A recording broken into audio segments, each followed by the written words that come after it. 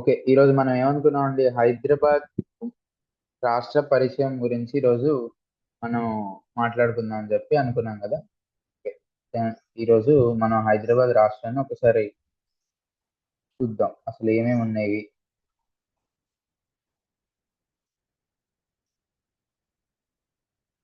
Okay.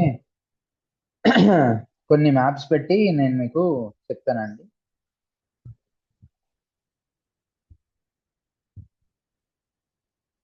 హ్మ్. ఒకసారి map చూడండి. ఇది నిజాం కాలంలో, చివరి నిజాం కాలంలో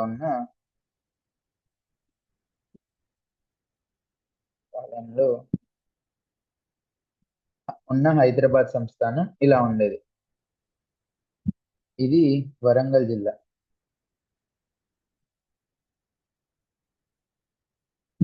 1880 సారీ 1953లో వరంగల్ జిల్లా నుంచి ఖమ్మం జిల్లా విడదీయడం అనేది జరుగుతుంది. ఇది నల్గొండ.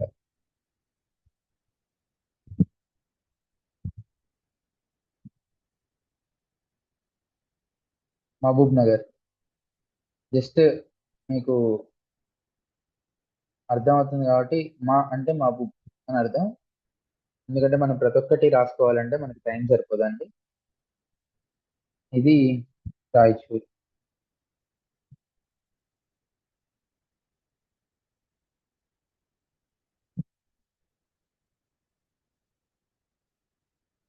కరీంనగర్.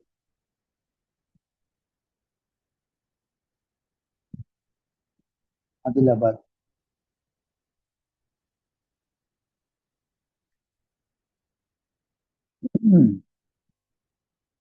ఈ ప్రాంతం ఏదైతే ఉందండి,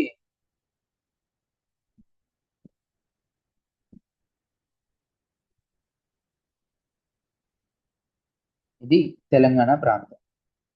ఇది నిజామాబాద్.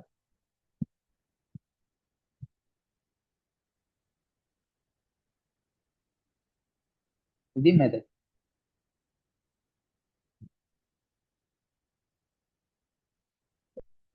ఈ ప్రాంతం ఏదైతే ఉందో ఇది కన్నడ ప్రాంతం.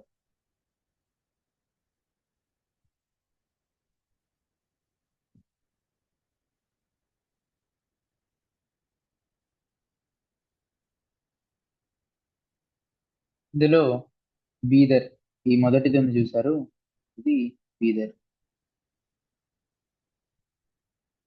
గుల్బర్గా.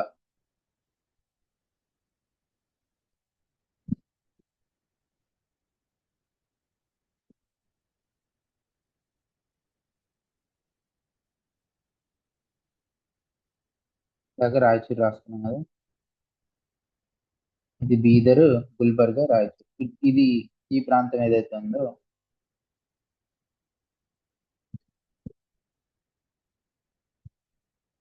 ఇది మరాఠ్వాడ.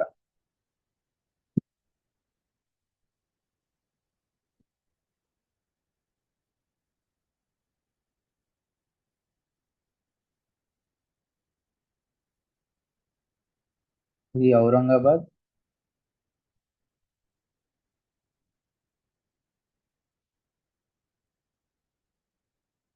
బీడ్. పర్బాని.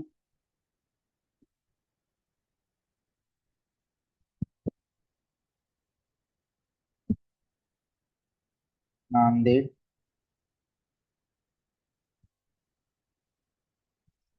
ఉస్మానాబాద్. ఓకేనా. సో అప్పట్లో హైదరాబాద్ సంస్థానం అనేది ఇటు తెలంగాణ, ఇటు కన్నడ, ఇటు మరాఠ్వాడతో కలిపి హైదరాబాద్ సంస్థానం అనేది ఉండేదండి. ఓకేనా. హైదరాబాద్ సంస్థానం ఎక్కడ అంటే మీకు నాకు చూపిస్తాను. ఉమ్, ఒక్కసారి మ్యాప్ చూడండి. ఇందులో ఈ ఏరియా ఏదైతే ఉందో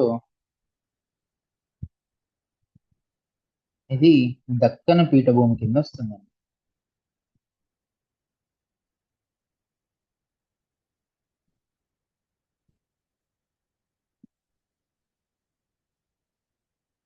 అయితే మన హైదరాబాద్ సంస్థానం విస్తీర్ణం వచ్చేసి 82,698 చదరపు మైళ్ళు ఉండేది.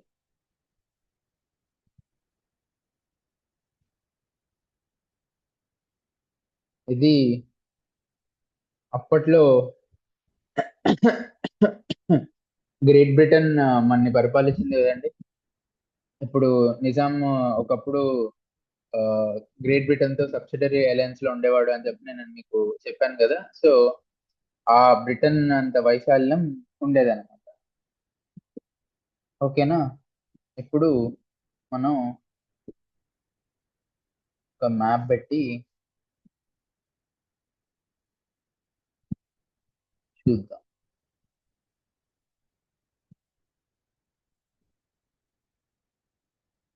ఒకసారి ఈ మ్యాప్ చూడండి. ఇది తెలంగాణ రాష్ట్రం కదా.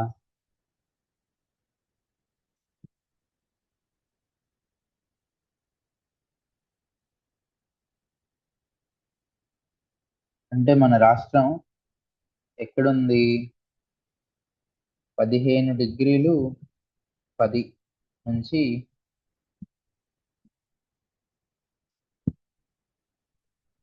20°40. 20 డిగ్రీలు అని అనలేం కానివ్వండి, మనం 19°47 ఉత్తర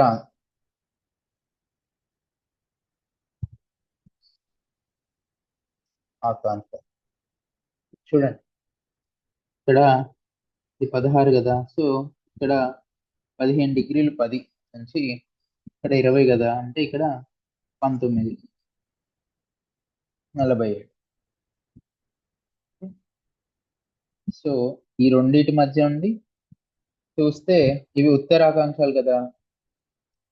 77°16 నుంచి 81°43 ఇవి తూర్పు రేఖాంశాలు అన్నమాట. అంటే ఒకసారి మనం చూద్దాం. అవి కూడా 77 ఎక్కడ ఉంది? ఇక్కడ ఉంది. అంటే ఏంటి? 77 నుంచి 81. 81 ఎక్కడ ఉంది? 81. ఇవేంటి? ఇవి తూర్పు రేఖాంశాలు.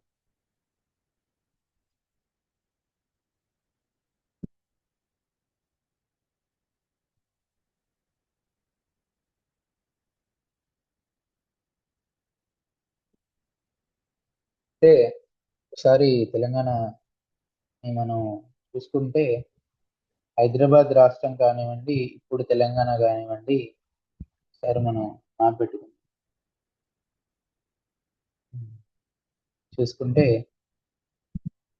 ఇది మన తెలంగాణ ప్రాంతం అనేది, లేదా హైదరాబాద్ ప్రాంతం అనేది, ఇదంతా ఒకప్పుడు హైదరాబాద్ ప్రాంతమే కదా. సారీ, ఇదంతా ఒకప్పుడు హైదరాబాద్ ప్రాంతమే కదా. సో ఇందులో ఇటు సైడ్ వచ్చేసి పశ్చిమ కనుమలు ఉంటాయి. అంటే వాటిని ఇంగ్లీష్ లో వచ్చేసి వెస్టర్న్ ఘాట్స్ అని అంటాం.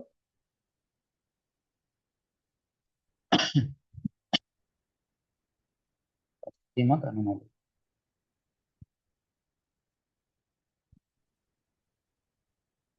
ఇటు వచ్చేసి తూర్పు కనుమలు ఉంటాయి.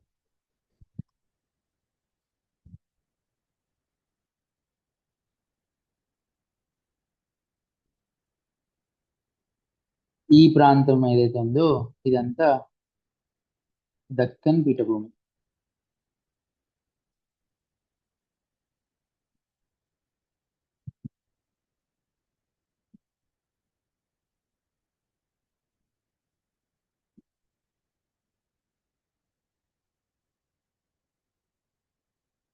ఓకేనా. మన దగ్గర తేమ శాతం ఎక్కువ ఉంటుందండి. గాలిలో తేమ శాతం ఎక్కువ ఉంటుంది.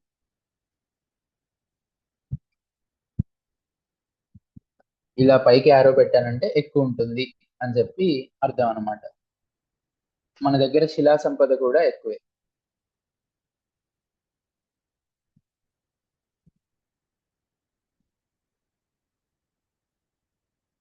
ఓకే, తేమ శాతం ఎక్కువ ఉంటుంది, శిలా సంపద మన దగ్గర ఎక్కువ ఉంటుంది. ఇంకా మన దగ్గర పారే నదులు చూసుకుంటే గోదావరి,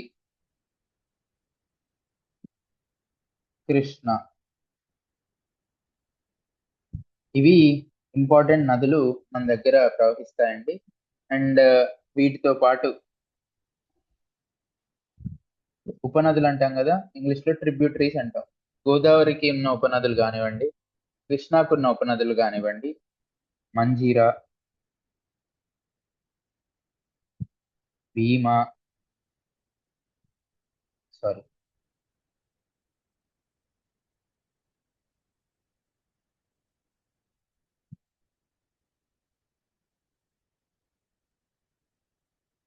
పెన్గంగ,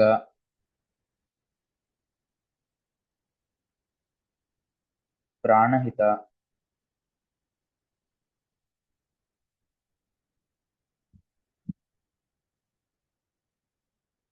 వార్ధ, ఇలా కొన్ని ఉపనదులు ఉంటాయి. చాలా మిగిలిన ఉపనదులు కూడా ఉన్నాయండి. మనం ఏం చేద్దామంటే, ఆ, నేను చెప్పాను కదండి, ఉద్యమం మనం చదవాలంటే మనకి భౌగోళికంగా ఒక ఐడియా ఉండాలి, సామాజిక అంశాలు ఐడియా ఉండాలి, ఆర్థిక అంశాలు కూడా ఐడియా ఉండాలి అని చెప్పి. సో ఈ నైసర్గిక స్వరూపాలు, భౌగోళికం గురించి మీకు ఒక క్లాస్ తీసుకొని అందులో మన దగ్గర ఉన్న ఇంపార్టెంట్ జలపాతాలు ఏమున్నాయి, మన దగ్గర ఆ పడమటి కనుమలు ఉన్నాయని చెప్పాను కదా, అవి ఇంకా ఎలా విస్తరించి ఉన్నాయి, తూర్పు కనుమలు ఎలా విస్తరించి ఉన్నాయి. ఇప్పుడు నేను గోదావరి, కృష్ణా నదులు మన దగ్గర పారుతాయని చెప్పాను కదా, అవి ఎక్కడి నుంచి మొదలవుతాయి, ఎలా బయటికి వెళ్తాయి అని చెప్పి ఒక క్లాసు కంప్లీట్ గా జాగ్రఫీ గురించి తీసుకొని మీకు ఎక్స్ప్లెయిన్ చేస్తానండి. ఓకేనా. ఇప్పుడు మనం మన దగ్గర చెప్పాను కదా, ఇప్పుడు మరాఠవాడ ఉంది, కన్నడ ఉంది, ఆ, ఇవన్నీ ఉన్నాయి. అందుకని భాషలు భాషల దగ్గరికి వస్తే తెలుగు, ఉర్దూ, మరాఠీ, కన్నడ మాట్లాడే వాళ్ళు అనమాట. అందుకే మన దగ్గర సంస్కృతి మిశ్రమ సంస్కృతి అంట.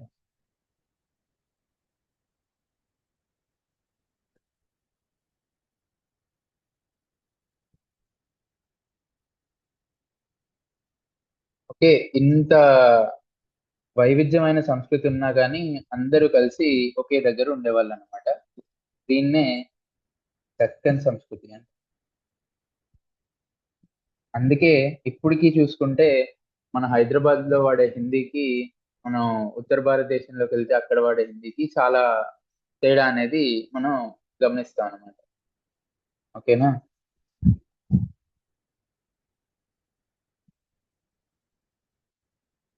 అయితే హైదరాబాద్ సంస్థానం ఏదైతే ఉందో, నిజాములు పరిపాలించారు హైదరాబాద్ సంస్థానాన్ని అని చెప్పి నేను చెప్పాను కదా.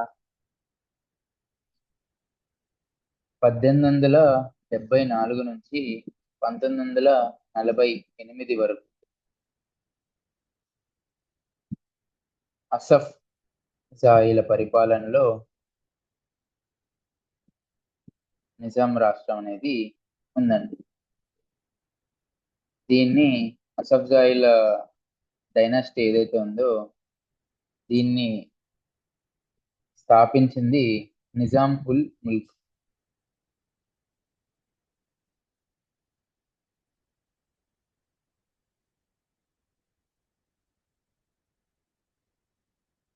ఈ నిజాం ఉల్ ముల్క్ నే ఈయన బిరుది సారీ అండి, ఈయన బిరుదు పేరు అసఫ్ జా అనమాట. ఈయన మొఘల్ దగ్గర పనిచేసేవాడు, మొఘళ్ళ కోర్టులో పనిచేసి దాని తర్వాత దక్కన్ ప్రాంతానికి తన మంత్రులతో పాటు వచ్చి ఇక్కడ అసఫ్జాయి కింగ్డమ్ ని ఈయన ఇక్కడ స్థాపించాడు అనమాట. ఓకేనా. నిజాం రెండవ రాజు నుంచి వీళ్ళని నిజాములు అని పిలవడం మొదలైంది. ఓకే. అసఫ్జా అనేది ఆయన బిరుదు. ఇదంతా మీరు తెలంగాణ చరిత్రలో నేర్చుకుంటారు. జస్ట్ ఇంట్రడక్షన్ కి మాత్రమే నేను మీకు చెప్పాల్సి వస్తుంది ఇది. ఓకే, అయితే ఇప్పుడు మనం చూస్తే నేను చెప్పాను కదా భౌగోళిక స్వరూపాల గురించి ఒక క్లాస్ తీసుకొని మీకు చెప్తాను అని చెప్పి. ఆ మనం ఏం చేద్దామంటే ఒకసారి మ్యాప్ పెట్టుకొని తెలంగాణలో తెలంగాణలో ఇప్పుడున్న జిల్లాల గురించి మాట్లాడదాం. ఎందుకంటే పైన మీకు చెప్పాను కదా మ్యాప్ పెట్టి ఆ ఉమ్మడి హైదరాబాద్ రాష్ట్రంలో ఏమున్నాయి అని చెప్పి చెప్పాను కదా. అట్లా ఇప్పుడు మనం తెలంగాణ వచ్చిన తర్వాత తెలంగాణ వచ్చిన తర్వాత దాని గురించి కూడా ఒకసారి మనం చూసుకుందాం.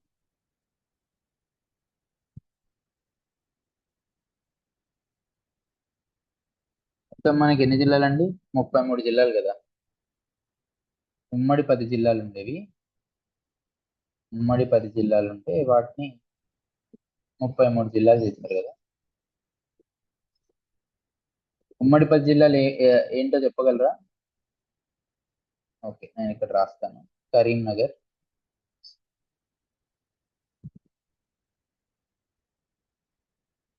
ఉమ్మడి జిల్లా.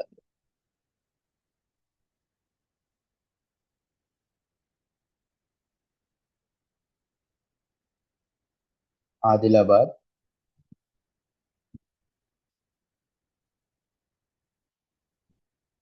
వరంగల్,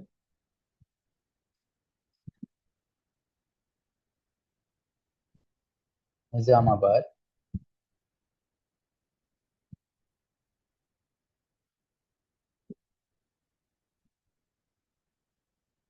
మెదక్,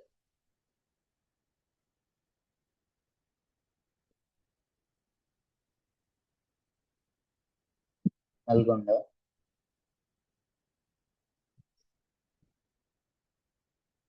మహబూబ్ నగర్.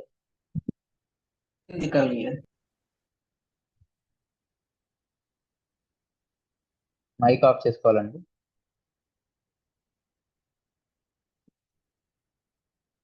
ఖమ్మం,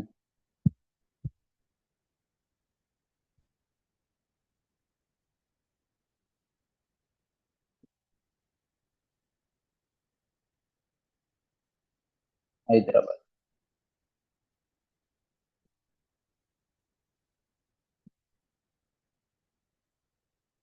ఓకే, ఈ ఉమ్మడి 10 జిల్లాలని మనం 33 జిల్లాలుగా మార్చుకున్నాం. ఆ 33 జిల్లాలు పైన ఉన్నాయి చూడండి.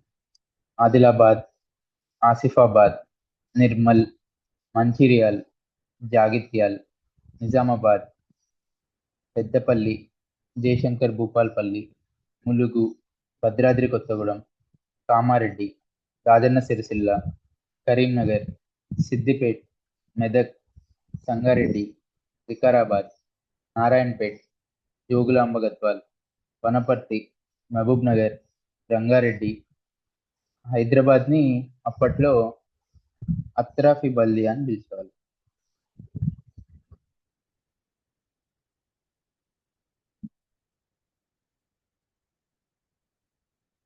ఓకేనా? మేడ్చల్ మల్కజ్గిరి, యాదాద్రి, జంగం, వరంగల్. ఇదంతా ఒకప్పుడు ఉమ్మడి వరంగల్ కదా.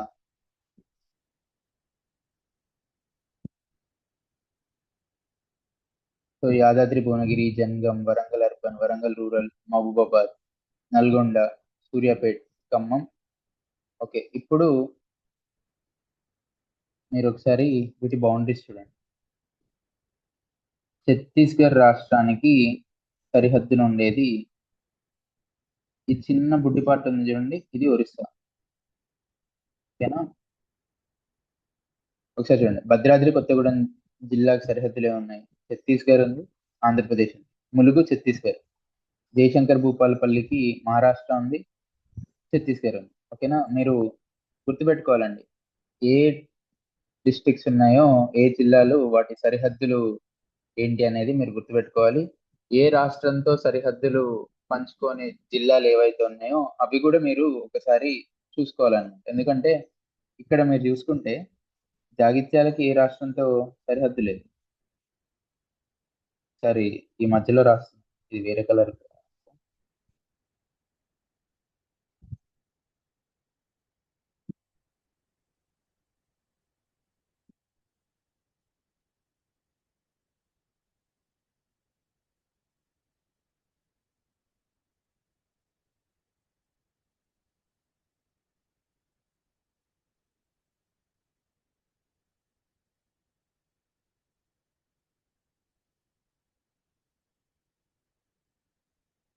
ఇప్పుడు ఈ మ్యాప్ తీసుకుంటే ఈ రెడ్ కలర్ తో రాసిన దానికి ఇప్పుడు ఈ మధ్యలో ఉన్న జిల్లాలకి ఏ రాష్ట్రాలతో సరిహద్దులు లేవు కదండి.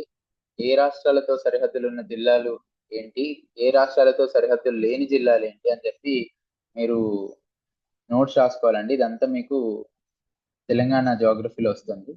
సో అక్కడ మీకు చెప్పినప్పుడు మీరు చూసుకొని నోట్స్ రాసుకోండి. ఇవి మన ఉమ్మడి జిల్లాలు విడిపోయిన తర్వాత. ఇప్పుడు మన దగ్గర మీకు చరిత్ర చూసుకుంటే నేను మీకు నిన్న క్లాస్ లో చెప్పాను. ఫస్ట్ మన దగ్గర శాతవాహనులు ఉంటారు. శాతవాహనుల తర్వాత ఇక్ష్వాకులు, విష్ణుకుండినులు. వాళ్ళు అయిపోయిన తర్వాత కాకతీయులు వస్తారు, బహ్మనీలు వస్తారు. బహ్మనీలు, కాకతీయులు, మధ్య యుగ చరిత్ర, కుతుబ్ షాహీలు గురించి మనం మధ్యయుగ చరిత్రలో చదువుకుంటాం. దాని తర్వాత మొఘలుల కింద కొన్ని రోజులు ఉంటుంది. చివరికి అసఫ్ జాహీల కింద ఉంటుంది. మన ఉద్యమ చరిత్ర ఏదైతే ఉందో ఎక్కువ అసఫ్ జాహీల గురించి మనం తెలుసుకుంటామని చెప్పాను కదా. సో ఇప్పుడు మనం ఒకసారి అసఫ్ జాహీల కాలంలో ఇందాక మ్యాప్ పెట్టుకొని మాట్లాడుకున్నాం కదా, ఆ శుభాల గురించి ఒకసారి చూద్దాం.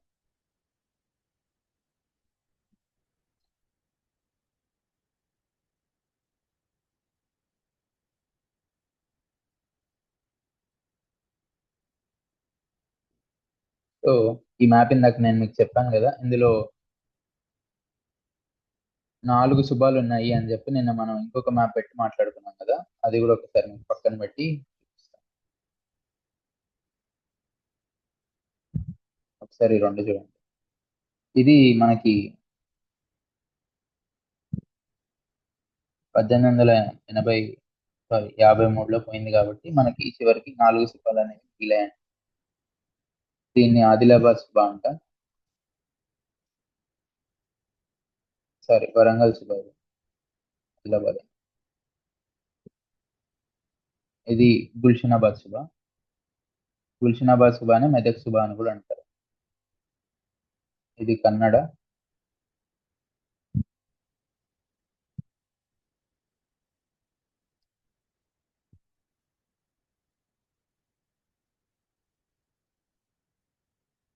ఔరంగాబాద్, ఉస్మానాబాద్. ఓకేనా. ఈ 4 శుభాలు అనేవి ఉండేవండి. ఈ ఉస్మానాబాద్ నే గుల్బర్గా, ఈ గుల్బర్గా అని ఇలా పిలిచేవాళ్ళు. సో 4 శుభాల్లో 16 జిల్లాలతో మనకి అప్పట్లో హైదరాబాద్ ఉమ్మడి రాష్ట్రం అనేది ఉండేదండి. అండ్ నిన్న మన సిలబస్ మాట్లాడుకుంటూ మనం చూసుకున్నాం అనమాట. ఇందులో కులాలు, మతాలు, తెగలు గురించి ఉంటుంది. అది మనం చివర్లో లాస్ట్ లో నేను మీకు కలిపి చెప్తాను. ఆ, సంస్కృతి గురించి మనం మాట్లాడుకున్నప్పుడు దానిలో కొన్ని సామాజిక అంశాలు ఏవైతే ఉన్నాయో అవన్నీ మీకు వాటితో పాటు చెప్తానని చెప్పాను కదా. సో అవి వచ్చినప్పుడు లాస్ట్ లో మనం కూర్చొని ఒక్కొక్కటి మనం దాంతో పాటు మాట్లాడుకుందాం. ఈ రోజు ఒకసారి మనం రాజకీయాల గురించి చూద్దాం. హైదరాబాద్ రాష్ట్ర రాజకీయాలు అప్పట్లో ఎలా ఉండేవి అని చెప్పి. సో నేను నిన్న కూడా మీ క్లాస్ లో చెప్తూ నిజాములు బ్రిటిష్ వాళ్ళతో సబ్సిడరీ అలయన్స్ లోకి వెళ్ళారు అని చెప్పాను కదా. 1800 సంవత్సరంలో వీళ్ళు ట్రీటీ ఆఫ్ సబ్సిడరీ అలయన్స్ లోకి వెళ్తారన్నమాట.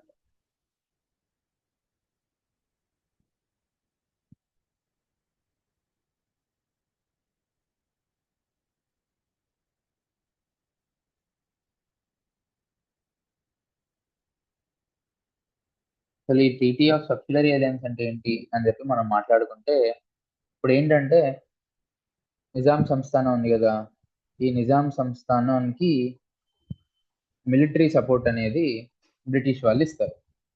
ఈ మిలిటరీ సపోర్ట్ ఇచ్చినందుకు గాను నిజాంలు వాళ్ళకి కొంచెం కుప్పం కట్టాలి. ఓకే, ఇది ఒప్పందం అన్నమాట. ఈ ఒప్పందం ప్రకారం సబ్సిడరీ అలయన్స్ లో వాళ్ళు వెళ్తారు. ఈ ఒప్పందం ప్రకారం బ్రిటిష్ తరపు నుంచి ఒక ఏజెంట్ ని హైదరాబాద్ సంస్థానంలో పెడతారన్నమాట. ఆ హై ఆ, చెప్పాను కదా ఇప్పుడు ఒక ఏజెంట్ ని పెడతారని. ఆ ఏజెంట్ పేరు బ్రిటిష్ ప్రెసిడెంట్.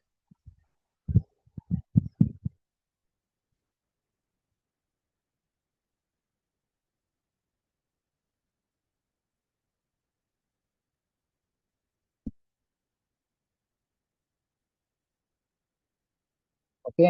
సో బ్రిటిష్ వాళ్ళ తరపు నుంచి బ్రిటిష్ రెసిడెంట్ హైదరాబాద్ సంస్థానంలో ఉండేవాడు. వీళ్ళకి మిలిటరీ సపోర్ట్ ఏదైతే ఉందో బ్రిటిష్ వాళ్ళు చేసేవాళ్ళు. అండ్ అప్పుడప్పుడు ఈయన పాలనా వ్యవహారాల్లో కూడా జోక్యం చేసుకునేవాడు అనమాట. ఓకేనా. అయితే ఇప్పుడు నిజాం సంస్థానం ఉంది. మరి నిజాం సంస్థానంలో పరిపాలన ఎలా ఉండేది? ఈ పరిపాలనకి ఇప్పుడు మనకి మంత్రివర్గం అట్లా ఉంటది కదండి. ఒక్కొక్క మంత్రివర్గంలో వివిధ మంత్రులు ఉంటారు, వాళ్ళకి వివిధ శాఖలు ఉంటాయి, మళ్ళీ వాళ్ళ కింద ఐఏఎస్ ఆఫీసర్లు ఉంటారు. ఆ మనది చూస్తే ఇప్పుడు మన పరిపాలన డీసెంట్రలైజ్డ్ విధానంలో జరుగుతుంది కదా. మరి నిజాం కాలంలో కూడా అలానే జరిగిందా అని చెప్పి మనం ఒకసారి మాట్లాడుకుందాం. నిజాం సంస్థానానికి దీవాన్ ఉండేవాడు. దీవాన్ అంటే ప్రధానమంత్రి.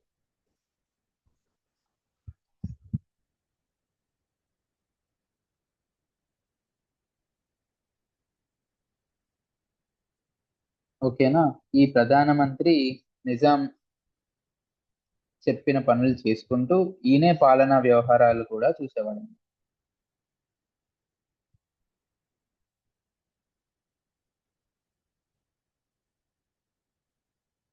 అంటే ఒకసారి ఆలోచించండి.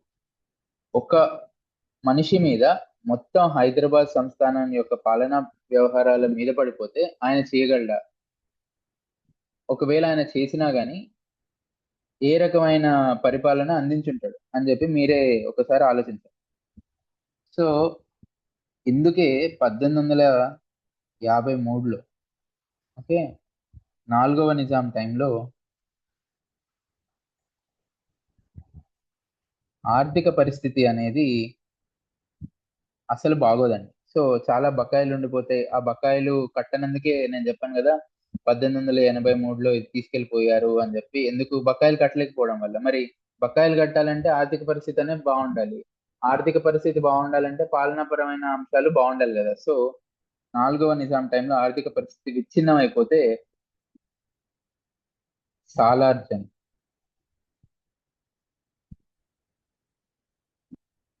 ఇతని అసలు పేరు తురబ్ అలీ ఖాన్,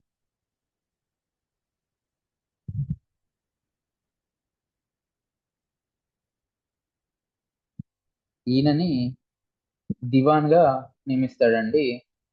మీరు గుర్తుపెట్టుకోండి, ఎన్ఏఎం. ఎన్ఏఎం అంటే ఈయనని దివాన్ గా నియమించిన నిజాం పేరు నసీరుద్దౌలా. ఓకే. ఈయన ఎవరెవరి కింద పనిచేశాడు అంటే ముగ్గురు నిజాంల కింద పనిచేశాడు. ఒక ఆయన పేరు నసీరుద్దౌలా, ఎన్. తర్వాత వచ్చిన పేరు అఫ్జలుద్దౌలా, ఏ. తర్వాత వచ్చిన నిజాం పేరు మీర్ మహబూబ్ అలీ ఖాన్. ఓకే, మీర్ మహబూబ్.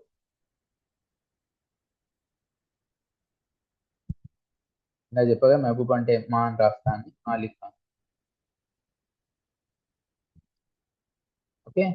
ఈ కోడ్ వర్డ్ ని గుర్తుపెట్టుకోండి, ఎన్ఏఎం. ఎన్ అంటే నసీరుద్దౌలా, ఏ అంటే అఫ్సలుద్దౌలా, ఎం అంటే మీర్ మహబూబ్ అలీ ఖాన్. ఈ ముగ్గురు నిజాంల కింద సాలార్జంగ్ వన్ సురబ్ అలీ ఖాన్ దివాన్ గా పనిచేశాడు అని చెప్పి మీరు గుర్తుపెట్టుకోవాలండి. అండ్ ఎప్పుడైతే తురబ్ అలీ ఖాన్ ని తీసుకొచ్చి దివాన్ గా చేశారో ఆయన పాలనాపరమైన సంస్కరణలు చాలా తీసుకొచ్చాడు అనమాట. ఈ పాలనాపరమైన సంస్కరణలు చాలా తీసుకురావడం వల్ల హైదరాబాద్ ఆర్థిక పరిస్థితి అనేది చాలా మెరుగుపడింది. ఓకేనా. అండ్ ఒక్కసారి మనం పాలనాపరమైన ఆ, ఇప్పుడు ఇందాకే చూసాం కదా, ఆ, ఎన్ని సుబాలు ఉన్నాయి. ఔరంగాబాద్ సుబా ఉంది, ఉస్మానాబాద్ సుబా ఉంది, గుల్షనాబాద్ సుబా ఉంది, వరంగల్ సుబా ఉంది అని చెప్పి చెప్పాను కదా. మొత్తం 16 జిల్లాలు ఉంటాయి. అండ్ నేను ఇందాక చెప్పినట్టే తెలుగు, మరాఠీ, ఉర్దూ, కన్నడ మాట్లాడేవాళ్ళు. అధికార భాష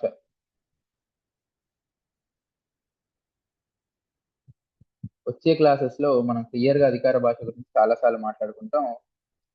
ఫస్ట్ మనకి అధికార భాష పర్షియన్. సాలార్జంగ్ వన్ 1883లో చనిపోతాడండి. ఆయన ఉన్నంత వరకు SJ1 అని రాస్తున్నాం. ఆయన ఉన్నంత వరకు మన అధికార భాష పర్షియన్ గానే ఉంటుంది. దాని తర్వాత దివాన్ గా ఈయన కొడుకు అవుతాడు. ఆయన పేరు సాలార్జంగ్ 2, SJ2. ఎప్పుడైతే ఆయన దివాన్ అవుతాడో పర్షియన్ నుంచి ఉర్దూగా మారుతుంది మన అధికార భాష. దాని తర్వాత 1948లో హైదరాబాద్ రాష్ట్రం ఇండియన్ యూనియన్ తో కలిసిపోయినప్పుడు మిలిటరీ గవర్నమెంట్ తర్వాత వచ్చే వెల్లోడి గవర్నమెంట్ లో విఎన్ రాస్తున్నాం. వెల్లోడి గవర్నమెంట్ లో ఉర్దూ నుంచి తెలుగు, ఇంగ్లీష్ లోకి మారుతుంది అధికార భాష. సో ఇట్లా అధికార భాష అనేది ఇలా మారుతూ వస్తుంది. అయితే హైదరాబాద్ సంస్థానంలో ఇప్పుడు నిజాం ఉన్నాడు అని చెప్పాను కదండి. నిజాంకి సామంత రాజులు కూడా ఉండేవాళ్ళు అనమాట. నిజాం సామంత రాజులు వాళ్ళకి పెద్ద పెద్ద సంస్థానాలు ఉండేవి, కొన్ని చిన్న సంస్థానాలు ఉండేవి. ఆ సంస్థానాల గురించి మనం ఒకసారి ఇప్పుడు చూద్దాం. సంస్థానం, వీళ్ళందరూ నిజాంకి కప్పం కట్టేవాళ్ళు అనమాట. ఇందులో పెద్ద సంస్థానాలు ఉండేవి, చిన్న సంస్థానాలు కూడా ఉండేవి. పెద్ద సంస్థానాల్లో వచ్చేసరికి గద్వాల్, అరుంధతి సినిమా చూసే ఉంటారు కదా, గద్వాల్ కోట, గద్వాల్ సంస్థానం అని చెప్పి దాంట్లో అంటారు. అప్పుడు గద్వాల్ ఎవరి కింద ఉంది అంటే నిజాముల ఆ, కింద ఉంది. వాళ్ళు నిజాములకి సామంతులుగా ఉండేవాళ్ళు అని చెప్పి మనం అర్థం చేసుకోవాలన్నమాట. వనపర్తి,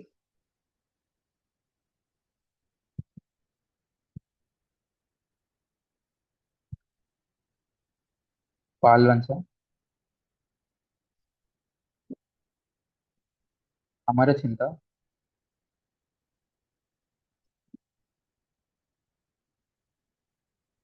చెటప్రోలు, ఇవి పెద్ద సంస్థానాలండి. చిన్న సంస్థానాలు కూడా ఉండేవి. అందులో నారాయణపూర్,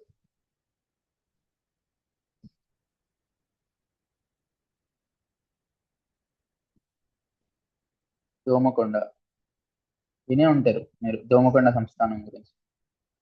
రాజపేట,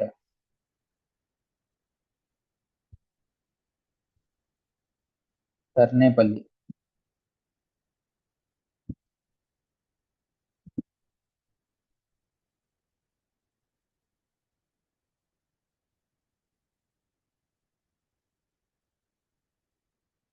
సో ఇవి హైదరాబాద్ ఆ, సంస్థానానికి సామంత రాజులు వాళ్ళ సంస్థానాలు. వాళ్ళ సంస్థానాల్లో పెద్దవి చిన్నవి ఉన్నాయని చెప్పాను కదండి, అవి ఈ సంస్థానాలు అన్నమాట. ఇప్పుడు మనం ఒకసారి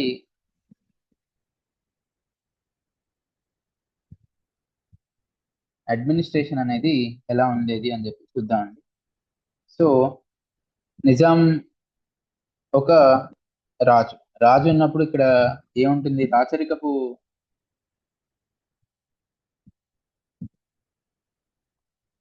రాజరిక వ్యవస్థే ఉండేది. ఓకే, ప్రభుత్వమే సర్వాధికారి. ఓకే, మరి ఇక్కడ ప్రభుత్వం ఎవరు? ప్రభుత్వం అయినా ప్రభు అయినా నిజామే కదా. సో నిజాం అనే అతనే సర్వాధికారి.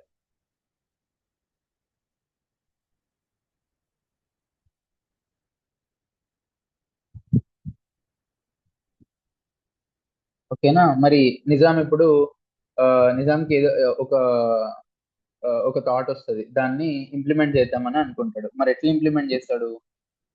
సో దాన్ని ఇంప్లిమెంట్ చేయడానికి, ఆ విధానాల్ని అమలు పరచడానికి లిఖిత పూర్వకంగా ఏ చట్టాలు లేవండి. లిఖిత పూర్వకంగా ఏ చట్టాలు లేవు కాబట్టి ఏ కొత్త చేంజ్ నైనా నిజాం తీసుకురావాలి అని అనుకుంటే ఫర్మానా జారీ చేసేవాడు అనమాట. ఫర్మానా అంటే ఇప్పుడు మనం గవర్నమెంట్ జీవోలు ఇస్తుంది అని అంటాం కదా. జీవో అంటే ఏంటి? Government order. అప్పట్లో నిజాం నిజామే ప్రభుత్వం, నిజామే ప్రభు కదా. సో నిజాం జారీ చేసే జీవోనే మనం ఫర్మానా అని పిలుస్తాం. ఓకేనా. అండ్ అప్పట్లో ఏ రకమైన స్థానిక సంస్థలు అనేవి లేవు. ఇప్పుడు పరిపాలించాలంటే స్థానిక పరిపాలన సంస్థలు అనేవి ఉండాలి కదా. అవి ఏమీ లేవు. రెవెన్యూ లేదు, పోలీస్ లేదు, కోర్టులు లేవు, ఏమీ లేవు అనమాట. ఓకే, మరి ఎలా జరిగింది పరిపాలన వ్యవస్థ అంతా? ఎలా జరిగిందంటే ఒకసారి మనం చూద్దాం. మళ్ళీ మ్యాప్ పెట్టుకుందాం. సో ఇది మ్యాప్ కదా. అయితే నిజాం రాష్ట్రంలో, అదే ఐ మీన్ నిజాం సంస్థానంలో ఉన్న భూములు ఏవైతే ఉన్నాయో వాటి మీద పన్ను వసూలు చేయడానికి కాంట్రాక్ట్ పద్ధతిలో గుత్తేదారులకు ఇచ్చేవాళ్ళం అనమాట. ఆ గుత్తేదారుల పేరే దేశ్ పాండేలు, దేశ్ముఖులు.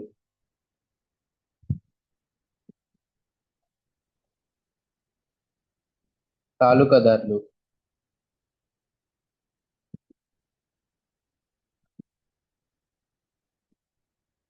యాక్చువల్లీ వీళ్ళు పన్ను వసూలు చేసేది ఒక కాంట్రాక్ట్ పద్ధతి మీద అనమాట. అయితే ఈ కాంట్రాక్ట్ పద్ధతిలో వీళ్ళు పన్ను వసూలు చేసేటప్పుడు వీళ్ళు ఏం చేసేవాళ్ళంటే, ఒక ఎగ్జాంపుల్ పెట్టి నేను మీకు ఎక్స్ప్లెయిన్ చేస్తాను. ఫర్ సపోజ్ మనం వరంగల్ జిల్లాని మనం తీసుకుందాం. వరంగల్ జిల్లాలో 1000 రూపాయలు ఇక్కడున్న దేశ్ముఖ్ పన్ను వసూలు చేయాలి అని అనుకున్నాడు అనుకో. ఓకే. కాలక్రమేణా ఏం చేస్తాడంటే 1000ని 5000 చేస్తాడు.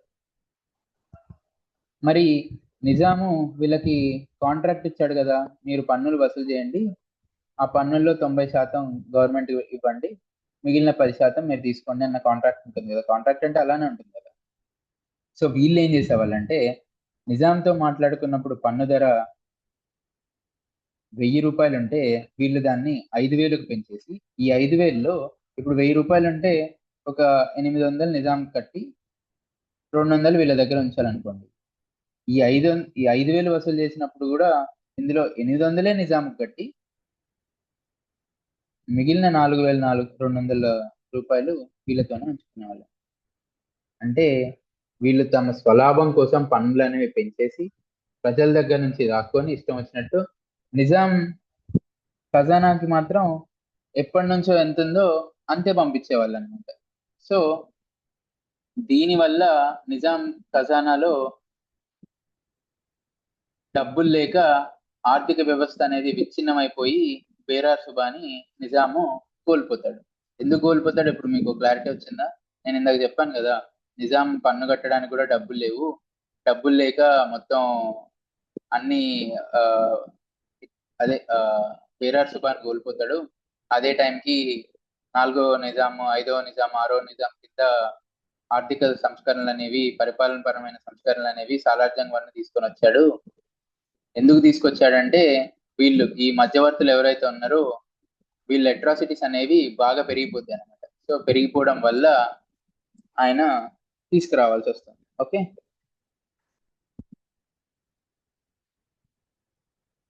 అండ్ ఓకే, వీళ్ళు ఇప్పుడు పన్నులు పెట్టారు, బాగానే ఉంది. మరి ఈ పన్నులు ఇప్పుడు ఫర్ సపోజ్ ఒకసారి వరదలు రావచ్చు, లేదా అసలు వర్షాలే పడక కరువు ప్రాంతం, కరువు వచ్చి ఉండొచ్చు. మరి అప్పుడు పన్నులు అనేవి తగ్గాలి కదా, ఎందుకంటే రైతులు కూడా ఏం పండించారు కదా. అయినా గాని పన్నులు అనేవి తగ్గేవి కాదు. ఓకే, ఇట్లా క్రాస్ పెట్టానంటే తగ్గట్లేదు అని. ఇవి తగ్గేవి కాదనమాట. ఇలా ప్రజల్ని ఎక్కువ పీడించి తినేవాళ్ళు. అండ్ వీళ్ళు ఇలా చేస్తున్నారని చెప్తే 1853లో సాలార్జంగ్ వన్ వచ్చిన తర్వాత ఈ దేశపాండేలు, దేశ్ముఖులు, తాలూకుదారులు ఎవరైతే ఉన్నారో వాళ్ళ యొక్క అధికారాన్ని ఈయన కుదిస్తాడన్నమాట.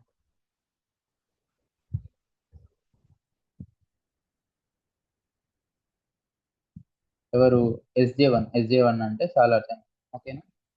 సో ఆయన కుదిస్తాడు. అండ్ ఒక ఫిక్స్డ్ పద్ధతి, ఇప్పుడు ట్యాక్స్ కట్టాలంటే నేను చెప్పాను కదా, ఇట్లా 1000 రూపాయలు ఇట్లా పెట్టేవాళ్ళు అని చెప్పి, ఇలా ఒక ఫిక్స్డ్ పద్ధతి ట్యాక్స్ కట్టడానికి ఏదైతే ఉందో దాన్ని తీసేసి ఒకసారి భూముల్ని కొలిపించి ఎంత పంట పండుతుంది, ఏ సీజన్ లో ఎంత యూనో రైతులకు మిగులుతుంది, దాన్ని బట్టి పన్ను అనేది ఎప్పుడు మారుతా ఉండాలి అని చెప్పి ఒక కొత్త పన్ను విధానం అనే దాన్ని తీసుకొస్తారు.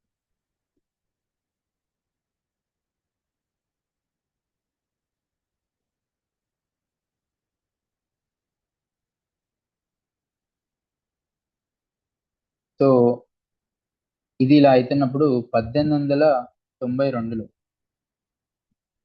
ఆరవ నిజాం మీర్ మహబూబ్ అలీ ఖాన్.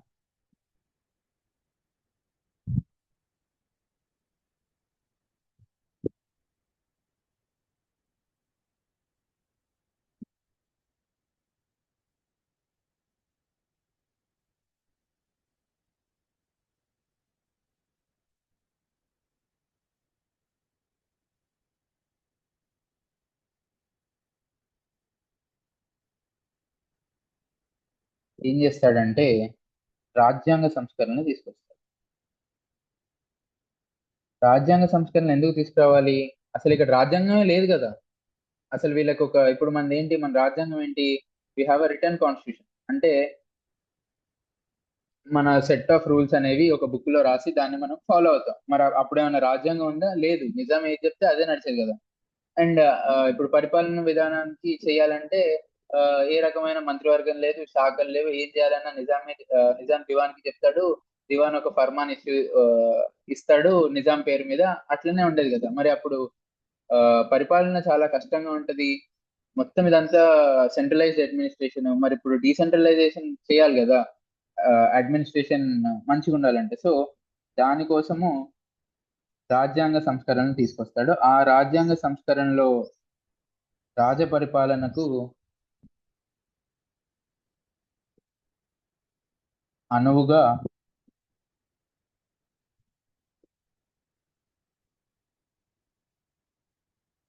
లెజిస్లేటివ్ కౌన్సిల్ ని పెడతాడు. అలాగే కార్యనిర్వాహక శాఖ అని పెడతాడు. కార్యనిర్వాహక శాఖ అంటే క్యాబినెట్ కౌన్సిల్.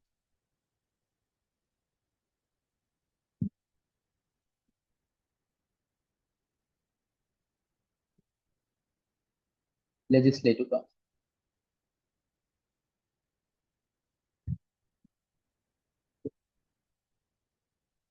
ఓకే. ఈ క్యాబినెట్ కౌన్సిల్ ఏంటంటే ఇప్పుడు నేను చెప్పాను కదా, మొత్తం రాజ్యభారం అంతా పరిపాలన భారం, రాజ్యభారం అంతా ప్రధాన మంత్రి మీద పడుతుంది. ఒక్కడు ఎంతైనా చేస్తాడు. దీనివల్ల ఈ గుత్తేదారులు ఎవరైతే ఉన్నారో వాళ్ళు ఎట్లా పడితే అట్లా ప్రజల్ని పీడించుకొని తింటున్నారు. సో ఇట్లా కాదు అని చెప్పి కొంతమంది ఉప మంత్రుల్ని నియమిస్తాడనమాట.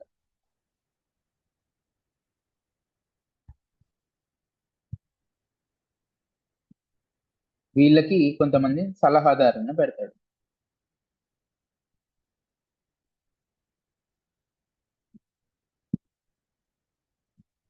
సో వీళ్ళు ఏం చేస్తారంటే ఈ ఉప మంత్రులు, సలహాదారులు పాలనాపరమైన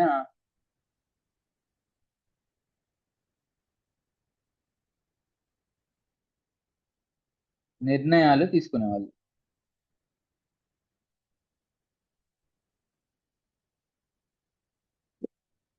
సో వీళ్ళు పాలనాపరమైన నిర్ణయాలు తీసుకొని నిజాంకి పంపిస్తే నిజాం ఆమోదించి దివాన్కి చెప్తే దివాన్ వీటిని అమలు పరిచేవాడు అనమాట.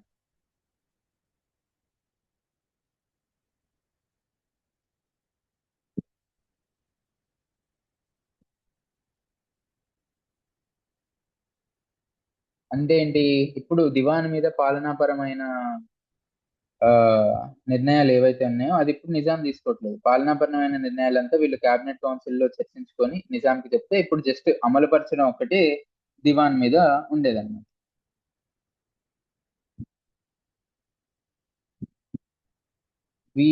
వీళ్ళకి అమలు పరిచే బాధ్యత లేదు. వీళ్ళు నిర్ణయాలు మాత్రమే తీసుకోవాలి. అమలు పరిచే బాధ్యత లేదు. దివాను నిర్ణయాలు తీసుకోడు, ఇతను అమలు పరుస్తాడు.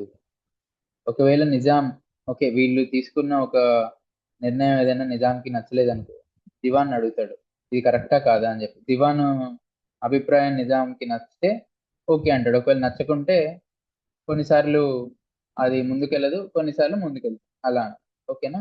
ఇప్పుడు ఈ లెజిస్లేటివ్ కౌన్సిల్ ఏదైతే ఉందో, లెజిస్లేటివ్ కౌన్సిల్లో కొంతమంది సభ్యులు ఉండేవాళ్ళు అన్నమాట. దాంట్లో ఎవరెవరు అని చెప్పి చూద్దాం. ఫస్ట్ హైకోర్టు ప్రధాన న్యాయమూర్తి.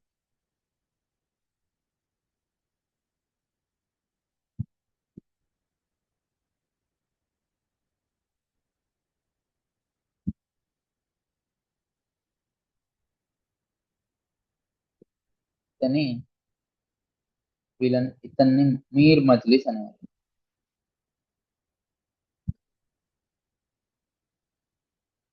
ఓకే. నెక్స్ట్ ఉప న్యాయమూర్తి.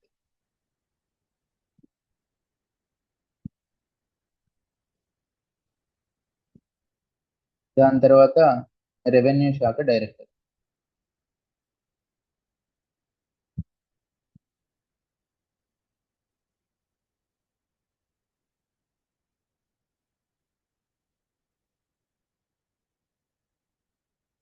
విద్యాశాఖ.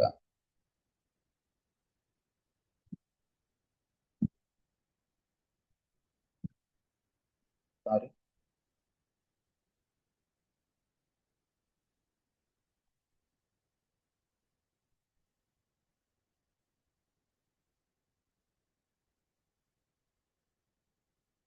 ఆర్థిక కార్యదర్శి.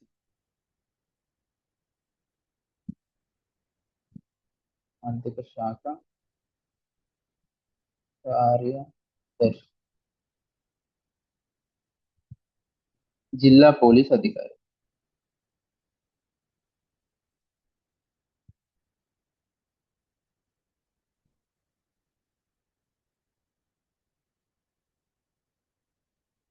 సో వీళ్ళందరూ శాసనసభలో ఉండేవాళ్ళు. ఒకసారి మీరు చూడండి. సారీ.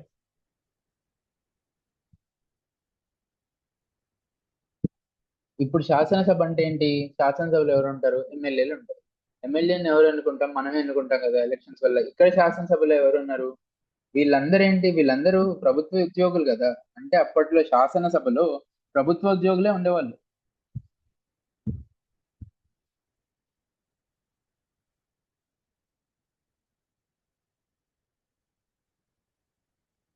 ప్రజాప్రతినిధులు ఎవరు లేరు.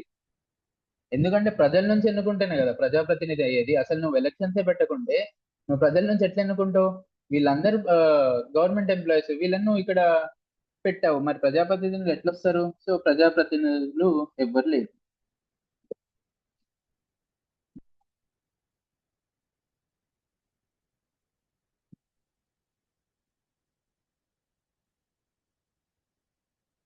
లేరు. వీళ్ళంతా ప్రభుత్వ ఉద్యోగులు అన్నమాట.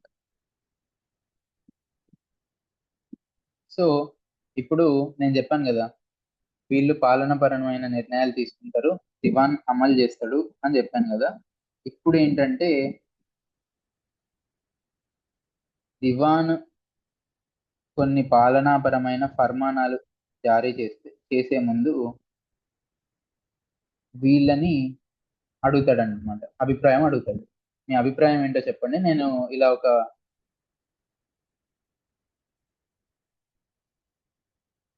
మీ అభిప్రాయం ఏంటో చెప్పండి. నేను ఇలా ఒక ఫర్మాన్ జారీ చేద్దాం అనుకుంటే వాళ్ళ అభిప్రాయాలు చెప్తే దాని ప్రకారం ఫర్మానాలు జారీ చేసేవాడు నిజాం.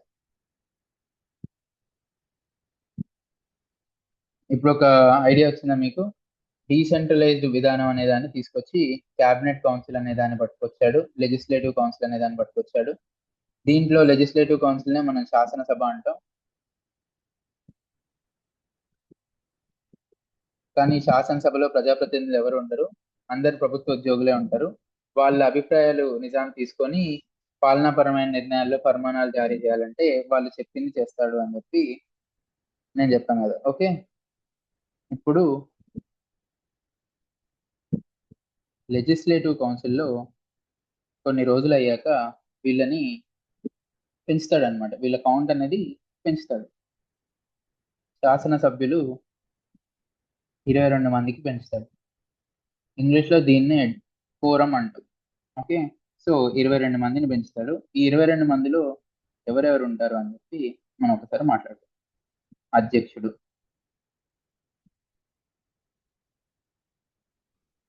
ఉపాధ్యక్షులు,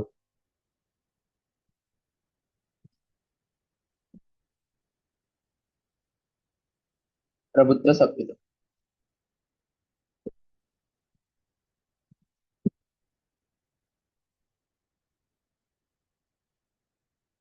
మరియు దీంట్లో కొంతమంది అధికారిక సభ్యులు ఉండేవాళ్ళు,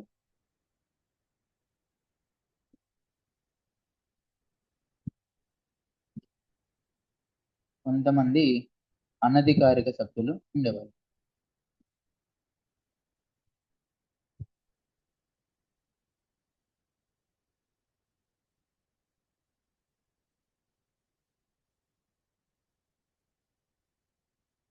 అధికారిక సభ్యుల్లో ఇందాక మనం మాట్లాడుకున్నాం కదా, ప్రధాన న్యాయమూర్తి అని చెప్పి ఈయన పక్కా ఉండాలన్నమాట.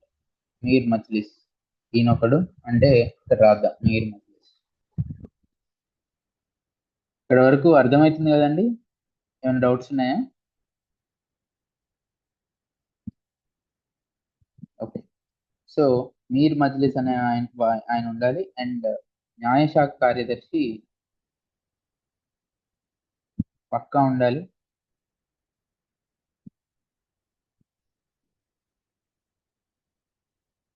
ఈ న్యాయశాఖకి ఒక సలహాదారుడు ఉండేవాడు.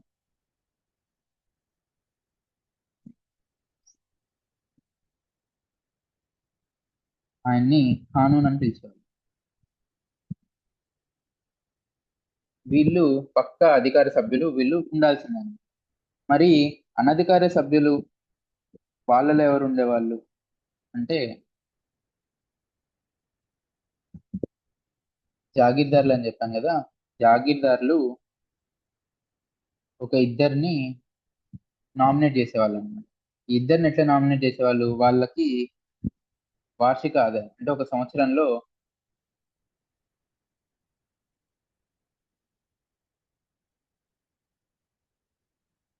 6,000 కంటే ఎక్కువ వాళ్ళ వార్షిక ఆదాయం ఉంటే వీళ్ళు జాగీర్దారుల దగ్గర నుంచి నామినేట్ అయ్యేవాళ్ళు.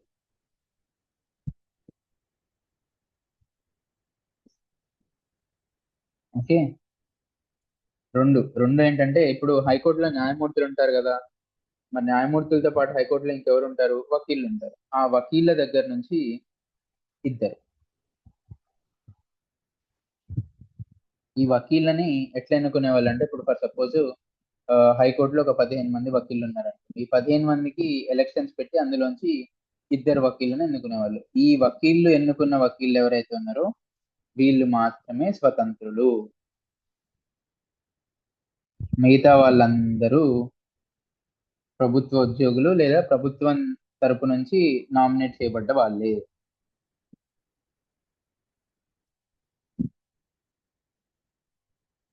సో ఇప్పుడు నేను చెప్పాను కదా, అధ్యక్షులు, ఉపాధ్యక్షులు, ప్రభుత్వ సభ్యులు అని చెప్పి.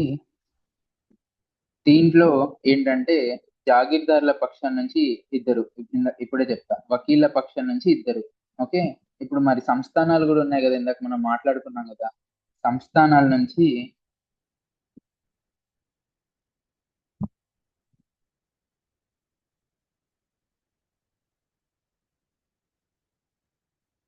ఒకరు, దివాను ఒకళ్ళని నియమించేవాడు. అంటే ప్రధానమంత్రి ఒకళ్ళు. ఓకే.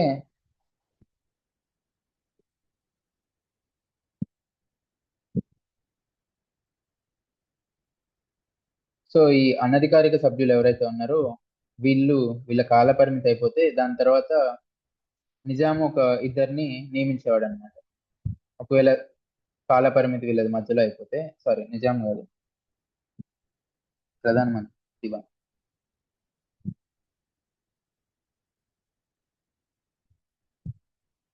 సో ఇట్లా వీళ్ళది ఉండేదన్నమాట.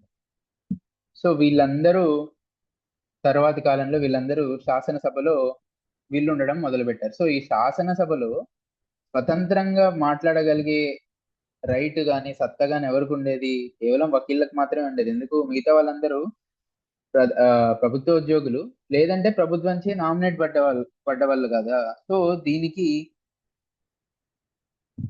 సామాన్య ప్రజల నుంచి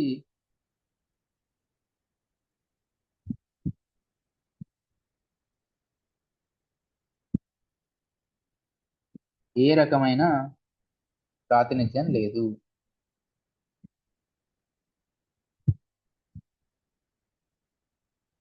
అనేది మనం గుర్తుపెట్టుకోవాలి. సో మీకు అర్థమైంది కదా. ఇప్పుడు మన శాసనసభకి, అప్పుడు ఉండే శాసనసభకి ఏంటో కూడా మనం మాట్లాడుకున్నాం కదా. అండ్ ఇదే టైంలో మన కంట్రీ చూస్తే ఇది హైదరాబాద్ అనుకుంటే ఇదంతా మద్రాస్ ప్రెసిడెన్సీ కదా. మరి మద్రాస్ ప్రెసిడెన్సీని పరిపాలించిన వాళ్ళు ఎవరు? బ్రిటిష్ వాళ్ళు. మరి బ్రిటిష్ కాలంలో అక్కడ కూడా శాసనసభలు ఉండేవి. శాసనసభలో అక్కడ ఎన్నికలు జరిగాయి అనమాట. ఆ ఎన్నికల్లో ఏంటంటే ప్రజా ప్రాతినిధ్యం ఉండేది. పన్ను చెల్లించే వారికి ఓటు హక్కు, వారి భార్యలకు ఓటు హక్కు, చదువుకున్న వాళ్ళకి ఓటు హక్కు, అట్లా ఉండేది అనమాట. అంటే ఏంటి, అక్కడ ప్రజా ప్రాతినిధ్యం అనేది ఉంది. మన నిజాం రాష్ట్రంలో ఉన్న శాసనసభలో అసలు ప్రజా ప్రాతినిధ్యం అనేది లేదు. కేవలం ఇద్దరు వకీళ్ళు మాత్రమే ఎన్నికై వచ్చేవాళ్ళు అని చెప్పి మనం అర్థం చేసుకోవచ్చు. సో పాలనాపరమైన అంశాలు అప్పట్లో హైదరాబాద్ రాష్ట్రంలో ఇట్లా ఉండేవండి. ఓకే. మరి ఆర్థిక పరిస్థితి ఎలా ఉండేది? మన ఆర్థిక పరిస్థితి మెరుగు కావాలి అంటే మనకి ఆదాయం పన్ను. పన్ను ఎక్కడి నుంచి వచ్చేది? పన్ను ప్రజలు కట్టేవాళ్ళు, ఎక్కువగా రైతులు కట్టేవాళ్ళు కదా. సో ఒకసారి మనం చూసుకుంటే హైదరాబాద్ సంస్థానం వైశాల్యం 82,700 చదరపు మైళ్ళు ఉండేది.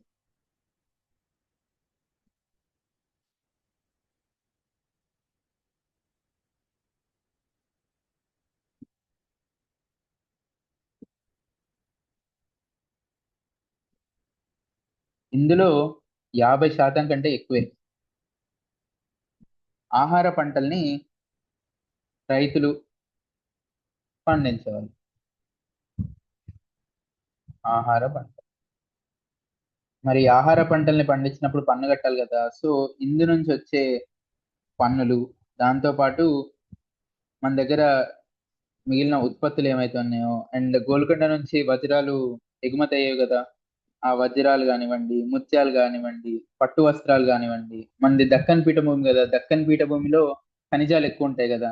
ఖనిజాల గురించి వచ్చే ఆదాయం కానివ్వండి, ఇదే రాష్ట్రం యొక్క ఖజానాలోకి వెళ్ళే ఆర్థిక వనరులు అన్నమాట. ఓకే. ఇప్పుడు అసలు హైదరాబాద్ సంస్థానంలో భూమి ఎలా ఉండేది? ఓకే. అప్పట్లో హైదరాబాద్ సంస్థానంలో ఏంటంటే అమ్మ, భూమిని సర్ఫే కాస్ అని,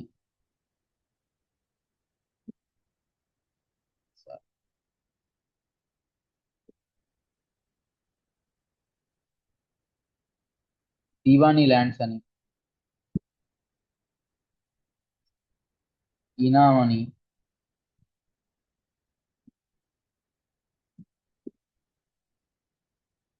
ఇంకా ఆ, జాగీర్దారి,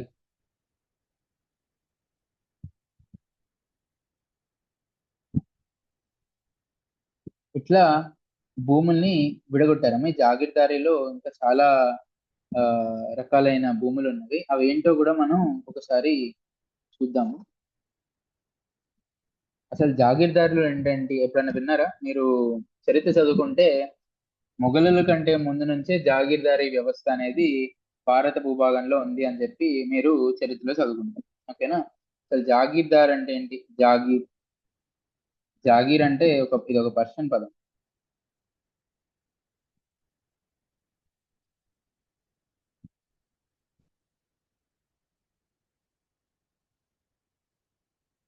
ఓకేనా. అయితే ఈ జాగీర్దారీ విధానం గురించి, సర్ఫేకాస్, దివానీ, ఇనాం ల్యాండ్స్ గురించి మనం సో నిన్న మనం ఏం చూసామా? నిన్న మనం జస్ట్ హైదరాబాద్ రాజ్యంలో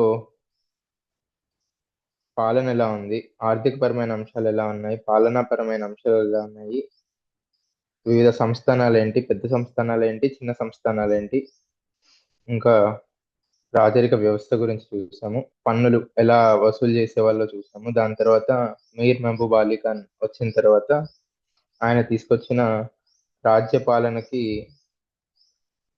రాజ్యాంగపరమైన మార్పులు ఏం తీసుకొచ్చారో కూడా మనం నిన్న క్లాస్ లో చూసాము. దాని తర్వాత భూమి గురించి మాట్లాడుకుంటూ మనం నిన్న క్లాస్ ఆపేసాం కదా. సో ఈ రోజు మనం భూమి గురించి చూద్దాం. ఎందుకంటే హైదరాబాద్ సంస్థానంలో భూమి వివిధ భాగాలుగా డివైడ్ చేయబడింది అనమాట. ఓకే. ఇప్పుడు ఒక్కొక్క భూమికి ఒక్కొక్క టైప్ ఆఫ్ ట్యాక్స్ ఉంటుంది. దాని తర్వాత దాని మీద పన్ను వసూలు చేసే హక్కు కొంతమందికి ఉంటుందన్నమాట. అంటే ఏంటంటే ఇప్పుడు నిజాం ఉన్నాడు కదా. ఓకే. ఈ నిజాం కింద కొంతమంది సామంతరాజులు ఉండేవాళ్ళు అని చెప్పాను నేను. ఓకే. ఈ నిజాం కింద ఉండే సామంతరాజులు వీళ్ళ దగ్గర సంస్థానాలు ఉండేవి అని చెప్పా.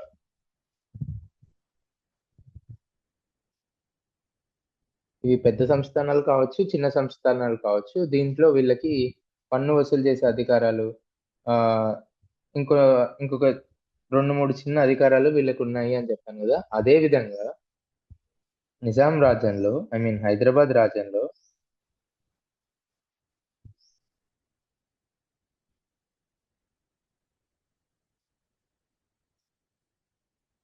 భూభాగం అంతా జాగీర్లుగా విభజించి ఉండేదన్నమాట. ఓకే. వీటిని జాగీర్లు అంటాము. అసలు జాగీర్లు అంటే ఏంటి అని మనం ముందు మాట్లాడదాం. అదే విధంగా జాగీర్లలో మళ్ళీ రకాలుంటాయమ్మా. అలా గాకుండా సర్ఫేకాస్ భూములుంటాయని చెప్పి నిన్న చెప్పా. ఇదిగోండి సర్ఫేకాస్, దివానీ. అయితే మన్సబ్దారులు అని చెప్పి ఉండేవాళ్ళంట.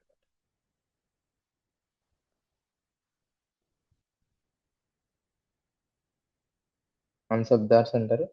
మన్సబ్దారులు ఎవరంటే మొఘలుల కాలం నుంచి వీళ్ళేంటంటే ఇప్పుడు ఫర్ సపోజ్ ఇదొక భూమి.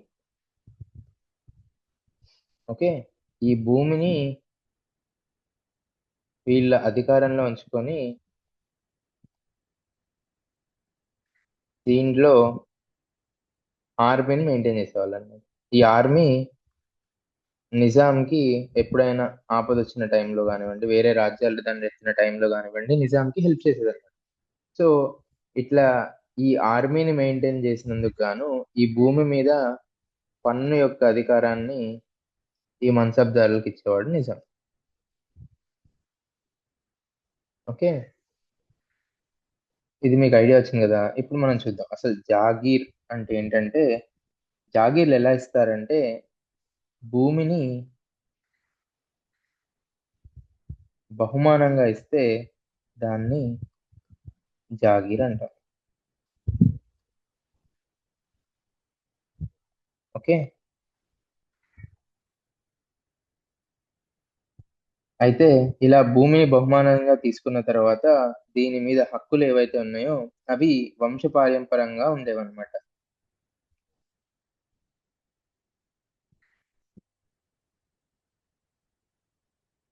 ఒక్క నిమిషం.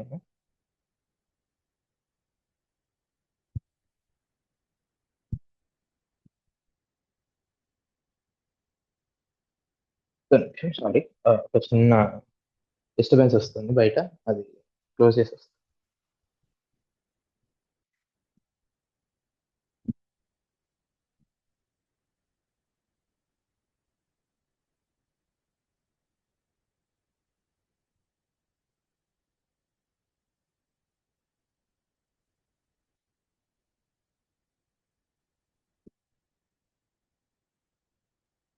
ఓకే. సో భూమి మీద హక్కులు వీళ్ళకి వంశపారంపర్యంగా ఉండేవి. ఈ జాగీర్లలో కూడా పెద్ద జాగీర్లు ఉండేవి, చిన్న జాగీర్లు ఉండేవి.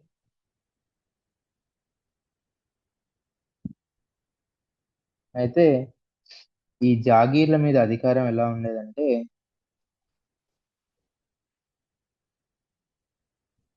తాలూకా స్థాయి. తాలూకా అంటే ఏంటి? ఇప్పుడు మనకి మండలాలు ఉంటాయి కదా, అప్పట్లో వాటిని తాలూకాలు అనేవాళ్ళం. తాలూకా స్థాయి అధికారాలు, జిల్లా స్థాయి అధికారాలు. అంటే పెద్ద జాగీర్లు అనుకోండి, వాటికి జిల్లా స్థాయి అధికారులు ఉండేవి. చిన్న జాగీర్లు అనుకోండి, వాటికి తాలూకా లెవెల్లో అధికారాలు ఉండేవి. వీటి మీద వీళ్ళకి పన్ను వసూలు చేసే హక్కు ఉండేదన్నమాట. అయితే ఈ పన్ను వల్లనే అక్కడ నివసించే రైతులు గానివ్వండి, నార్మల్ పీపుల్ గానివ్వండి, వాళ్ళని పీడించుకుంటూ తినేవాళ్ళు వీళ్ళు. ఆల్మోస్ట్ ఒక 40 రకాలైన పన్నులు ఆ జాగీర్ల నుంచి వసూలు చేసేవాళ్ళు. అయితే ఇవి ఎందుకు ఇచ్చేవాళ్ళు, నేను ఇందాక చెప్పాను కదా, ఈ మన్సబ్దారులు ఆ ఆర్మీని మెయింటైన్ చేసేవాళ్ళు, నిజాంకి ఆపద వచ్చినప్పుడు నిజాంకి హెల్ప్ చేసేవాళ్ళు అని చెప్పి. మరి అట్లా ఆర్మీని మెయింటైన్ చేస్తే ఈ ఆర్మీలో ఉన్న వాళ్ళకి శాలరీలు ఇవ్వాల్సి వస్తుంది. మళ్ళీ ఆర్మీ మెయింటైన్ చేసినందుకు నిజాం వాళ్ళకి కొంచెం డబ్బులు ఇవ్వాల్సి వస్తుంది కదా. ఇవంతా ఎందుకు అని చెప్పి వాళ్ళకి ఒక జాగీర్ ఇచ్చేసి, ఆ జాగీర్ మీద అధికారం ఇచ్చి మీరు పన్ను కలెక్ట్ చేసుకోండి, పన్ను రూపంలో వచ్చిన డబ్బులు మీ ఆర్మీ మెయింటెనెన్స్ కి, మీ కుటుంబాన్ని చూసుకోవడానికి వాడుకోండి అని చెప్పి వాటి మీద హక్కులు ఇచ్చారన్నమాట. కాకపోతే వీళ్ళు ఈ జాగీర్లకి వాళ్ళు రాజులై కూర్చొని ఇష్టం వచ్చినట్టు ప్రజల దగ్గర నుంచి పన్నులు వసూలు చేయడం, వాళ్ళని పీడించడం అనేది స్టార్ట్ చేశారన్నమాట. అయితే నిజాం రాజ్యంలో మొదటి జాగీరు 1826లో మొదటి నిజామైన నిజాముల్ ముల్క్ ఇస్తాడు.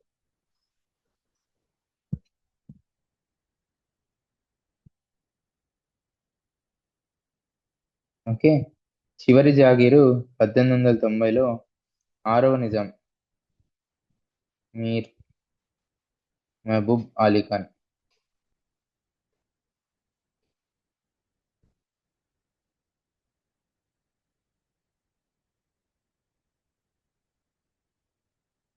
ఇస్తాడనమాట. ఇది మొదటి జాగీరు, ఇది చివరి.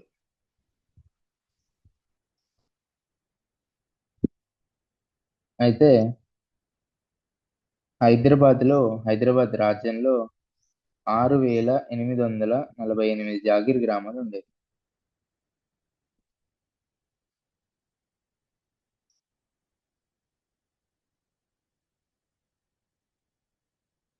ఓకే. ఇందులో అతిపెద్ద జాగీర్ గ్రామాలు సాలార్జంగ్ కుటుంబానికి ఉండేవి. సాలార్జంగ్ ఎవరమ్మా? ఆయన దివాన్ కదా, సో ఆయన కింద ఉండేది.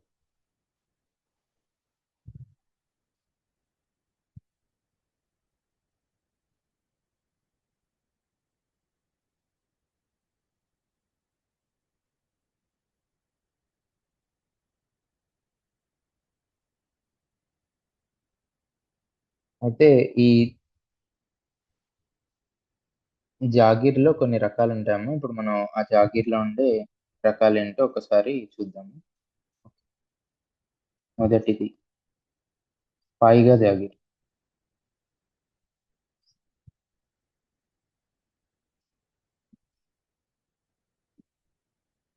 పాయిగా జాగీర్ చాలా విశాలమైన జాగీర్లమ్మా ఇది. ఓకే. విశాలమైన జాగీర్. ఓకే. ఈ ఆల్మోస్ట్ హైదరాబాద్ రాజ్యంలో 1007 గ్రామాలు పైగా జాగీర్లుగా ఉండేవి. ఇది జనరల్ గా నిజాం ఎవరికి ఇచ్చేవాళ్ళంటే వాళ్ళ బంధువులకి ఇచ్చేవాడు.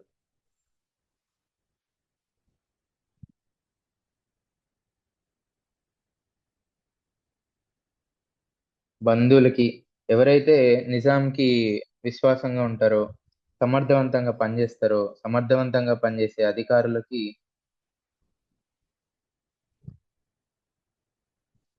విశ్వాసంగా ఉండే బంధువులకి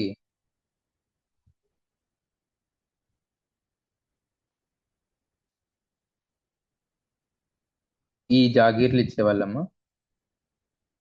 ఇవి 107 గ్రామాలు మన హైదరాబాద్ రాజ్యంలో ఉండేవి.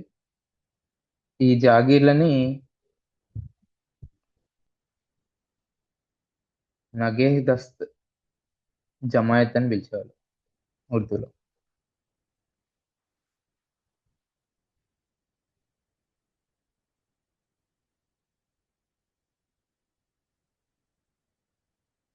ఓకే.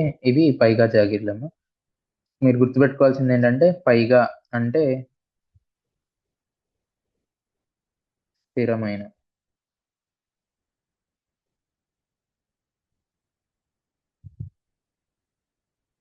ఇవి చాలా పెద్దగా ఉంటాయి. విశాలం చాలా ఎక్కువ ఉంటాయి. విశాలమైన జాగీర్లు. ఇవి వ్యక్తిగతంగా సైన్యం పోషించిన వాళ్ళకి ఇస్తారు, బంధువులకు ఇస్తారు. ఎందుకంటే బంధువులు జనరల్ గా నిజాం బంధువులు చాలా మంది జాగీర్దారులుగా ఎందుకు ఉండేవాళ్ళంటే వాళ్ళు ఒక చిన్న ప్రైవేట్ ఆర్మీని మెయింటైన్ చేసేవాళ్ళమ్మ.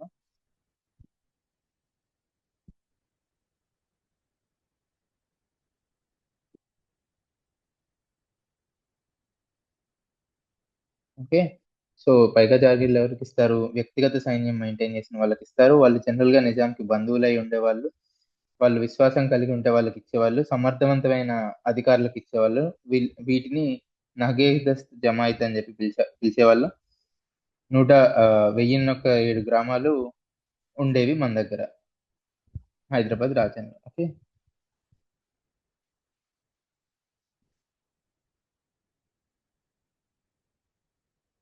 తెలంగాణకు వచ్చేసరికి హైదరాబాద్ రాజన్న తెలంగాణ, మరాఠవాడ, కన్నడ ప్రాంతం ఉందని చెప్పాను కదా. ఉట్టి తెలంగాణకు వచ్చేసరికి ఎక్కడివి ఎక్కువ ఉండేవంటే మెదక్లో ఎక్కువ ఉండేవి,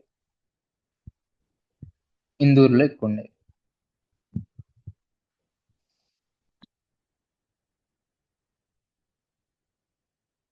ఓకేనా. నెక్స్ట్ నెక్స్ట్ వచ్చి జాత్ జాగీర్.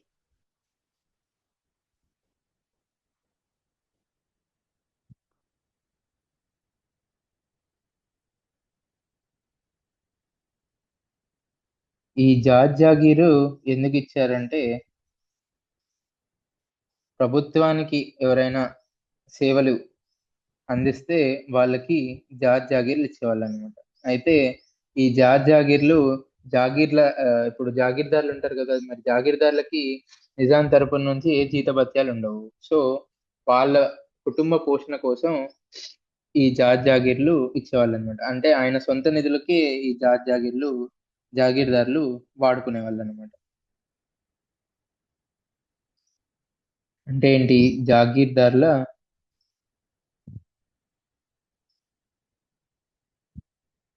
పోషణ కోసం,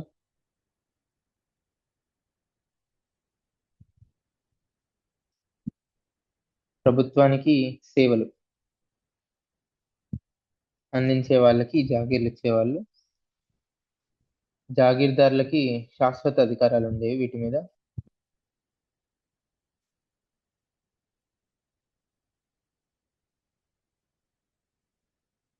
ఒకవేళ సపోజ్ నేను ఒక జాగీర్దార్ని, నా పేరు ఏ అనుకుందాం. నాకు ఈ జాగీర్ ఇచ్చాడు, వీటి మీద శాశ్వత అధికారాలు ఉన్నాయి. నాకు పిల్లలు లేరు అనుకుందాం. అంటే నాకు సంతానం లేకుంటే, సంతానం మళ్ళీ ఈ జాగీరు నిజాముల దగ్గరికి వెళ్ళిపోతుంది. సంతానం లేకుండా. ఓకేనా. సైనికులకి,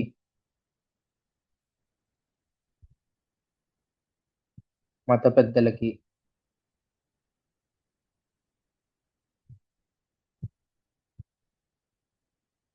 సేవలు అందించే విశ్వాసంగా ఉండే అధికారులకి జాగీర్లు ఇచ్చేవాళ్ళు. ఓకే. అండ్ ఒకవేళ వాళ్ళకి సంతానం లేకుంటే ఇట్లా వెనక్కి తీసుకునే వాళ్ళు. ఇట్లా తీసుకున్న జాగీర్లు కూడా చాలా ఎక్కువ ఉండేవి, మళ్ళీ నిజాంలు వెనక్కి తీసుకున్న జాగీర్లు అనమాట. ఓకే. నెక్స్ట్ తన్కాయి మహాలత్.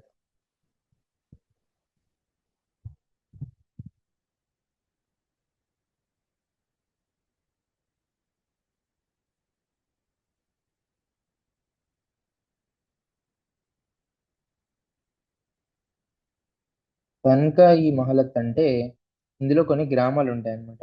ఇది ఎవరికి ఇస్తారంటే ముఖ్యమైన సైనికాధికారులు.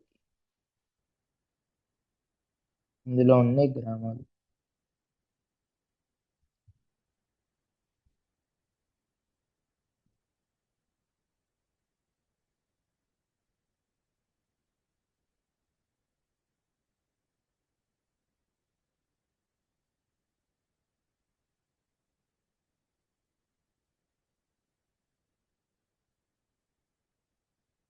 రాజ్యాన్ని ఎవరైనా రాజ్యానికి ఎప్పుడైనా ఆర్థిక పరమైన ఇబ్బందులు కానీ, లేదంటే ఆదాయ లోటు కానీ ఉన్నప్పుడు రాజ్యాన్ని ఆదుకునే రాజ్యాన్ని ఆదుకునే అధికారులకి, ఆర్థిక లోటు ఉన్నప్పుడు కానీ,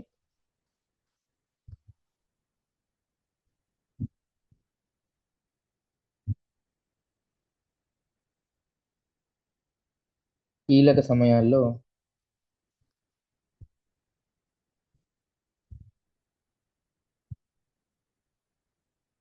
రాజ్యాన్ని ఆదుకునే అధికారులకి మరియు సైనిక అధికారులకి ఈ జాగీర్లు ఇచ్చేవాళ్ళు. వీటిని తన్కాయి మహలత్ అంటారు. కీలక సమయాల్లో ఉండే సైనికాధికారులకి, ఆర్థిక లోటు సమయంలో హెల్ప్ చేసే అధికారులకి ఈ జాగీర్లు ఇచ్చేవాళ్ళు. నెక్స్ట్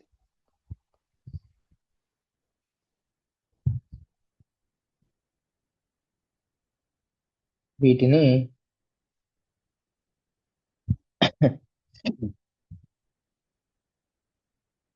ఇనాం వినే ఉంటారు. ఇనాం భూములు అని అంటా ఉంటారు ఇప్పటికి కూడా. ఇనాం భూములు అంటే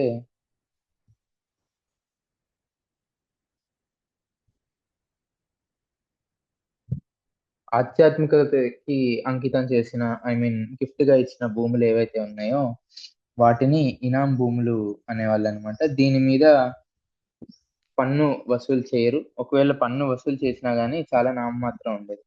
ఓకేనా. ఆధ్యాత్మికత లేదా ధార్మిక అవసరాల కోసం ఇది హిందువులకి ఇచ్చేవాళ్ళు, అలాగే ముస్లింలకి ఇచ్చేవాళ్ళు. అప్పుడు సూఫీ సెయింట్స్ అని మీరు భక్తి మూమెంట్ టైంలో చదువుకుంటారు ఆ, భారతదేశ చరిత్రలో. సో అలా ధార్మికత కోసం పాటుపడ్డ వాళ్ళందరికీ ఇనాం భూములు ఇచ్చేవి. వీటి మీద ఐ మీన్ పన్ను ఉండదు. ఒకవేళ ఉన్నా గానీ చాలా తక్కువ ఉంటుంది.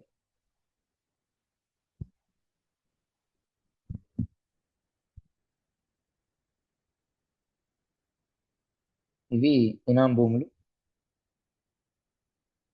నెక్స్ట్ మక్తాలు అంటాం.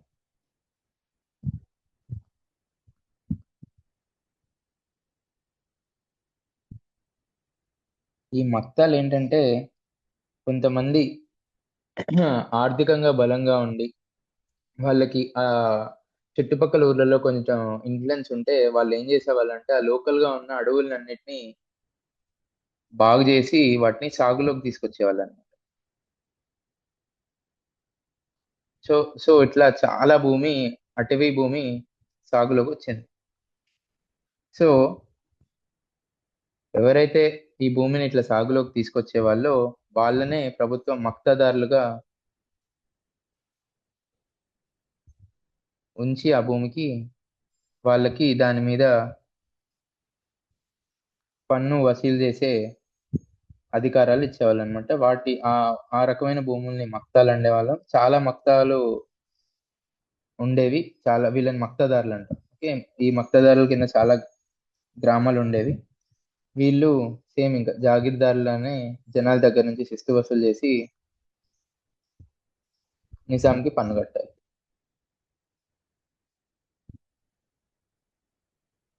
ఓకే. నెక్స్ట్ అగ్రహారాలు.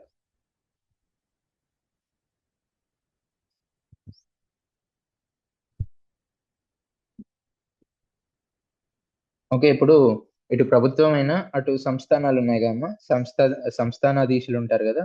దేవాలయాలకు కానీ ధార్మిక ఆ, కార్యం కార్యక్రమాలకు కానీ ఒకవేళ వాళ్ళకి ఎవరైనా గురువులు ఉంటే వాళ్ళ గురువులకి గురుదక్షిణాలకు కానీ కొన్ని గ్రామాలు ఇచ్చేసేవాళ్ళు అనమాట. ఈ అగ్రహ ఈ అగ్రహారాలు ఇచ్చే అధికారం నిజాంకు ఉండేది. ఇప్పుడు నిజాం రాజ్యానికి సామంతరాజులుగా కొన్ని సంస్థానాలు ఉండేవని చెప్పాను కదా, ఆ సంస్థానాలకు ఉండేది.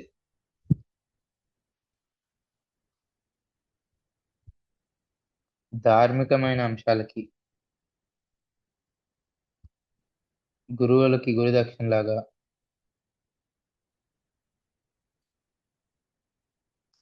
కొన్ని గ్రామాలు ఇచ్చేవాళ్ళు. జనరల్ గా అగ్రహారాలు బ్రాహ్మణులకి వెళ్ళేవి.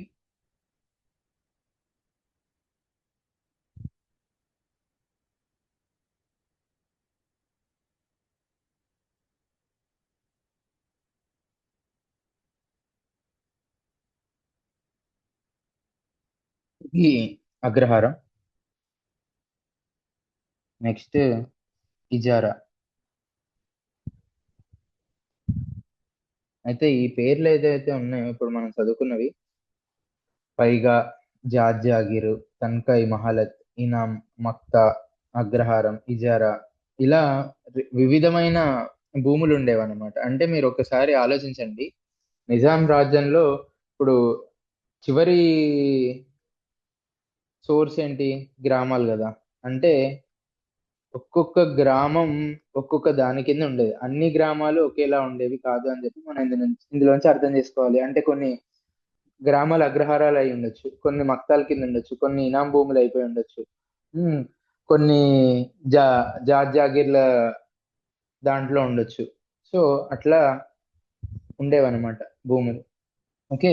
ఇజారా అంటే ఏంటంటే లీజ్ మీద తీసుకుంటే వాటిని ఇజారా అంటాం. 30 నుంచి 40 సంవత్సరాల వరకు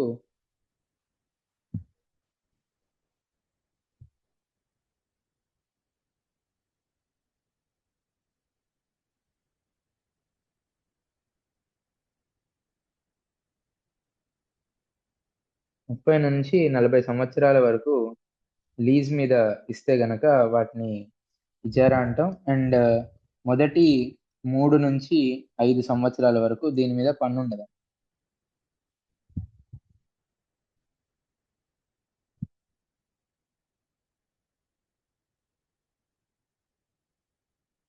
ఓకే. దాని తర్వాత దీని మీద పన్ను కట్టాలి. నిజాం ఎంత డిసైడ్ చేస్తే అంత. ఓకే. వీటిని ఇజారాస్ అంటాం. నెక్స్ట్ ఈ జాగీర్దార్లు, దేశపాండేలు, దేశ్ముఖులు వీళ్ళందరినీ మనం మషూదార్లు అని పిలుస్తాం అనమాట. మషూదార్.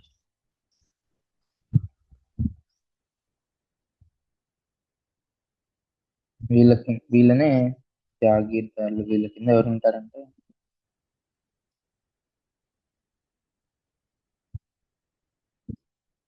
జమీందార్,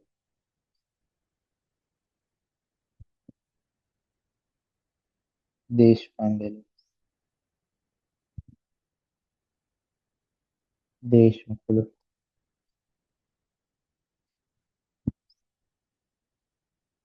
ఓకే. వీళ్ళని మషూర్ దారులు అని పిలిచేవాళ్ళం. వీళ్ళు ఏం చేశారంటే నేను చెప్పాను కదా పన్నులు వసూలు చేయడం. యాక్చువల్లీ వాళ్ళు మిడిల్ మ్యాన్ అన్నమాట. వాళ్ళు ప్రజల దగ్గర నుంచి పన్నులు వసూలు చేసి గవర్నమెంట్ కి ఇవ్వాలి. ఓకే. బట్ చాలా వాళ్ళు పవర్ఫుల్ అయిపోయి వాళ్ళు ఏం చేసేవాళ్ళు అంటే చాలా ఎక్కువ దౌర్జన్యాలు చేసి పన్నులు వాళ్ళు వసూలు చేసే పన్నులు ఎక్కువ ఉండేవి. ప్రభుత్వానికి కప్పం కట్టే పన్నులు చాలా తక్కువ ఉండేవి. వీళ్ళు చాలా పవర్ఫుల్ అయిపోయి వీళ్ళు చాలా పన్నులు దోచేసి అలా అయ్యేసరికి సాలార్జంగ్ వచ్చిన తర్వాత వీళ్ళకున్న అధికారాలు మొత్తం చాలా వరకు తీసేసుకొని పన్నులు వసూలు చేయడానికి వేరే వాళ్ళని అపాయింట్ చేశాడనమాట. అండ్ అప్పుడు వీళ్ళ ఖర్చులకి కొంచెమే రావడం మొదలుపెట్టాయి.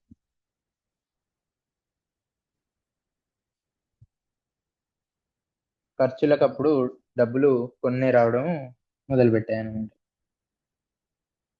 ఓకే.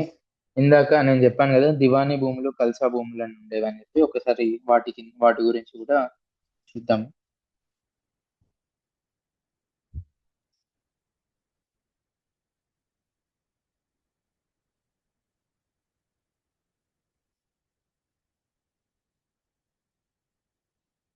అయితే ఫస్ట్ మనం సర్ఫేకాస్ గురించి మాట్లాడుకోవాలి. నేను ఇందాక చెప్తూ సర్ఫేకాస్ గురించి చెప్పడం మర్చిపోయాను. ఓకే. ఇప్పుడు సర్ఫేకాస్ భూములు ఏంటంటే నిజాం రాజు ఉంటాడు కదా. నిజాం రాజు మరియు ఆయన సామంతులు పరిపాలించే భూభాగం ఏదైతే ఉందో, ఇప్పుడు ఫర్ సపోజ్ ఇది హైదరాబాద్ రాజ్యం అనుకుంటే ఇదంతా నిజాంలో ఆయన పరిపాలించే సామంతులు, మిగిలిన జాగీర్లు అనుకుందాం. ఇదంతా జాగీర్లు అనుకుందాం. సో ఏ భూమి అయితే నిజాం మరియు నిజాం ఆ, సామంతులు పరిపాలిస్తారో వాటిని సర్ఫేకాస్ భూములు అంటారు. ఓకే.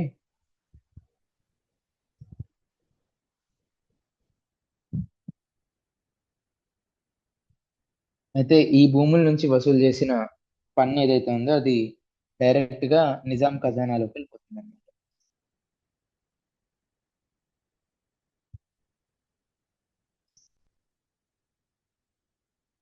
అయితే ఇప్పుడు సర్టిఫికేట్స్ కాకుండా మిగిలిన భూములు ఏమున్నాయి? జాగీర్ భూములు కదా. సో ఆ జాగీర్ భూముల మీద పాలనా హక్కులు చాలా తక్కువ ఉండేవి నిజాంలకి కానీ వాళ్ళకి సామంతులకు కానీ.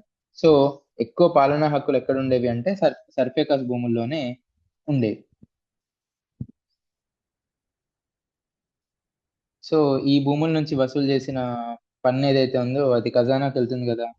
ఇది దేనికి అంటే సొంత సైన్యాన్ని అప్పుడు మెయింటైన్ చేసుకోవడానికి, పాలనాపరమైన దానికి కానివ్వండి, ఇప్పుడు వాళ్ళ ఫ్యామిలీని మెయింటైన్ చేసుకోవడానికి, రాజ్యాన్ని మెయింటైన్ చేసుకోవడానికి వాడేవాళ్ళు అనమాట ఈ పన్నులు. ఓకే, ఇప్పుడు హైదరాబాద్ 1948లో ఇండియన్ యూనియన్ లోకి మారుతుంది కదా. ఇండియన్ యూనియన్ లోకి జాయిన్ అయినప్పుడు ఈ సర్ఫేకాస్ భూములన్నిటిని మిలిటరీ వాళ్ళు తీసేసుకున్నారనమాట. తీసేసుకొని మిలిటరీ ప్రత్యక్షంగా వీటిని పరిపాలిస్తుంది. అండ్ ఈ భూముల్ని తీసుకున్నందుకు గాను నిజాంకి మనం 1 కోటి రూపాయలు చెల్లిస్తాం అనమాట అప్పట్లో. అండ్ ఈ భూముల గురించి ఎందుకు ఇంత, ఇప్పటికీ చూస్తే హైకోర్టులలో భూముల మీద 1950, 1955, 60 నుంచి భూముల మీద డిస్ప్యూట్లు అనేవి హైకోర్టులో ఇంకా ఉన్నాయి. ఎందుకు ఉన్నాయి అని చెప్పి మనం ముందు ముందు చాప్టర్ లో తెలుసుకుంటాం.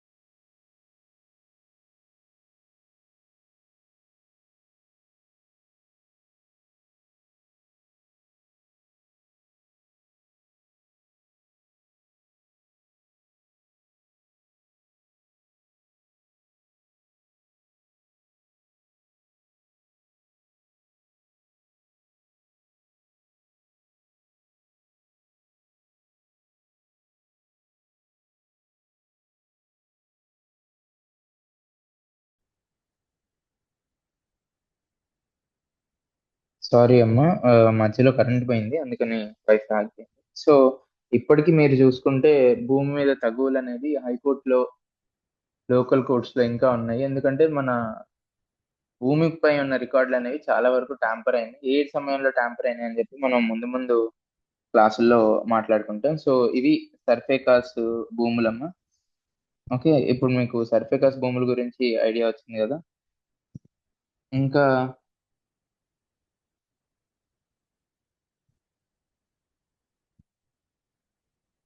Okay, diwani are Khalsa. ఈ దివాని ఆర్ ఖల్సా ఏంటంటే ప్రభుత్వ ఆధీనంలో ఉండే భూములు.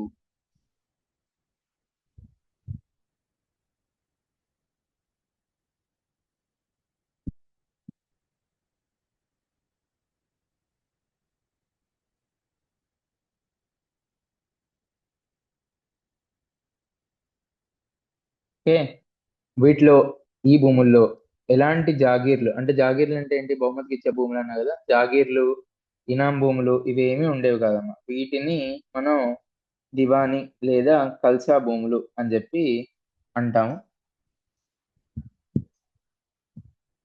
వీటిలో పన్ను ఏదైతే ఉందో అది ప్రభుత్వ ఉద్యోగులే వసూలు చేసేవాళ్ళు.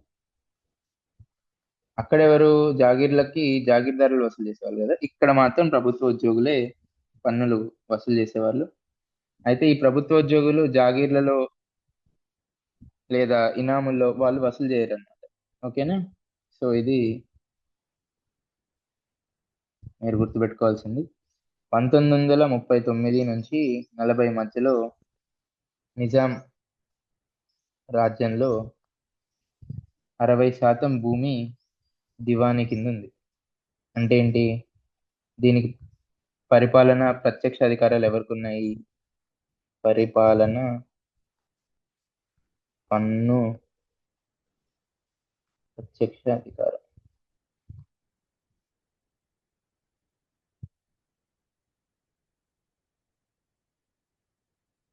నిజాం కింద. ఓకే, నిజాం కింద ఉన్న భూమి ఎంత అంటే 60% భూమి. 30% భూమి జాగీర్దారుల కింద ఉండేది.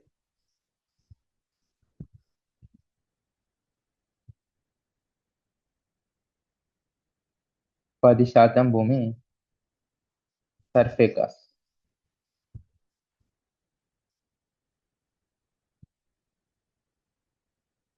మీరు అనొచ్చు సార్, మరి సర్ఫే కాస్ట్ నుంచి వచ్చి ఆ, పన్ను ఏదైతే ఉందో అది ఆ, ఖజానాలోకి వెళ్తుంది అని చెప్పారు కదా. అంటే అదేంటి, ఇది నిజాం వ్యక్తిగత ఖజానా అన్నమాట. అంటే వ్యక్తిగత ఆస్తి ఇదంతా.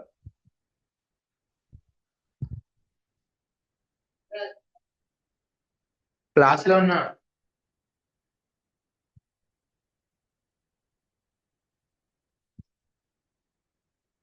ఇది వ్యక్తిగత ఆస్తి, దీని మీద వచ్చే పన్ను ప్రభుత్వ ఖజానా.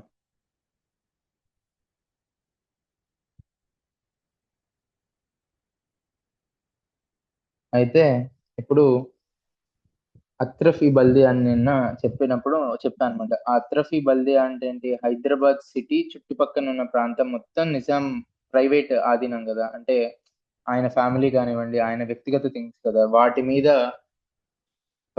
ఖర్చు చేసే డబ్బు అదంతా సర్ఫేకాస్ భూముల నుంచి వచ్చేది అనమాట. వ్యక్తిగతంగా సంబంధించి వచ్చేది ఇదంతా తన వ్యక్తిగత ఖజానా. ఇది ప్రభుత్వ ఖజానా, ఇది జాగీర్దారి. అంటే 1939-40లో హైదరాబాద్ సంస్థానంలో భూములు అనేవి ఇలా ఉన్నాయండి.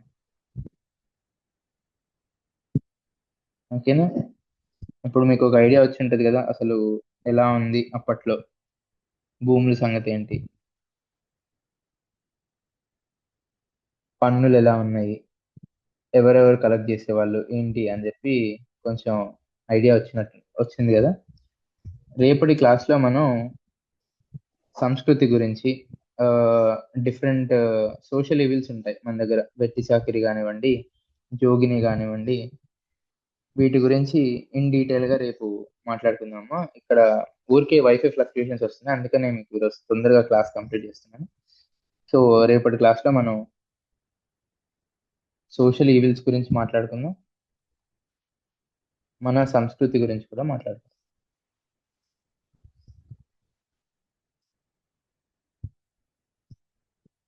ఓకే, ఇది రేపటి క్లాస్ లో మనం మాట్లాడుకుందాము.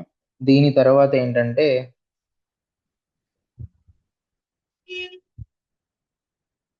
ఇది ఇంగ్లీష్ లో ఉందమ్మా. ఇంగ్లీష్ లో ఉన్నా పర్లేదు, నేను మీకు తెలుగులో ఎక్స్ప్లెయిన్ చేస్తాను. ఇప్పుడు మనం మాట్లాడుకుంది హిస్టారికల్ బ్యాక్గ్రౌండ్ మాట్లాడుకున్నాం. ఇప్పుడు హౌ హైదరాబాద్ సంస్థానంలో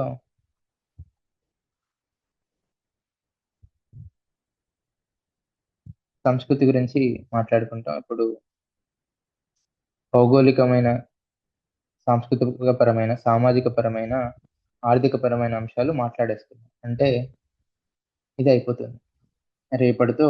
ఫస్ట్ చాప్టర్ లో ఫస్ట్ పార్ట్ అయిపోతుంది. ఓకేనా. ఇది ఏదైతే ఉందో ఇదంతా నేను మీకు లాస్ట్ లో చెప్తానని చెప్పాను కదా. సో ఎల్లుండి నుంచి మనం పాలనాపరమైన అంశాలు హైదరాబాద్ రాజ్యంలో ఎలా ఉన్నాయి, సాలార్జంగ్ తీసుకొచ్చిన సంస్కరణలు ఏంటి, ముల్కీ నాన్ మిల్కీ ఇష్యూ ఏంటి అని చెప్పి ఎల్లుండి క్లాస్ నుంచి మాట్లాడుకుంటాం. ఆ, దీని మధ్యలో మీకు భౌగోళికంగా ఒక క్లాస్ తీసుకుంటా అని చెప్పాను కదమ్మా. నదుల గురించి, ఉపనదుల గురించి, మన వైశాల్యం ఏంటి, ఆ, మన యూనో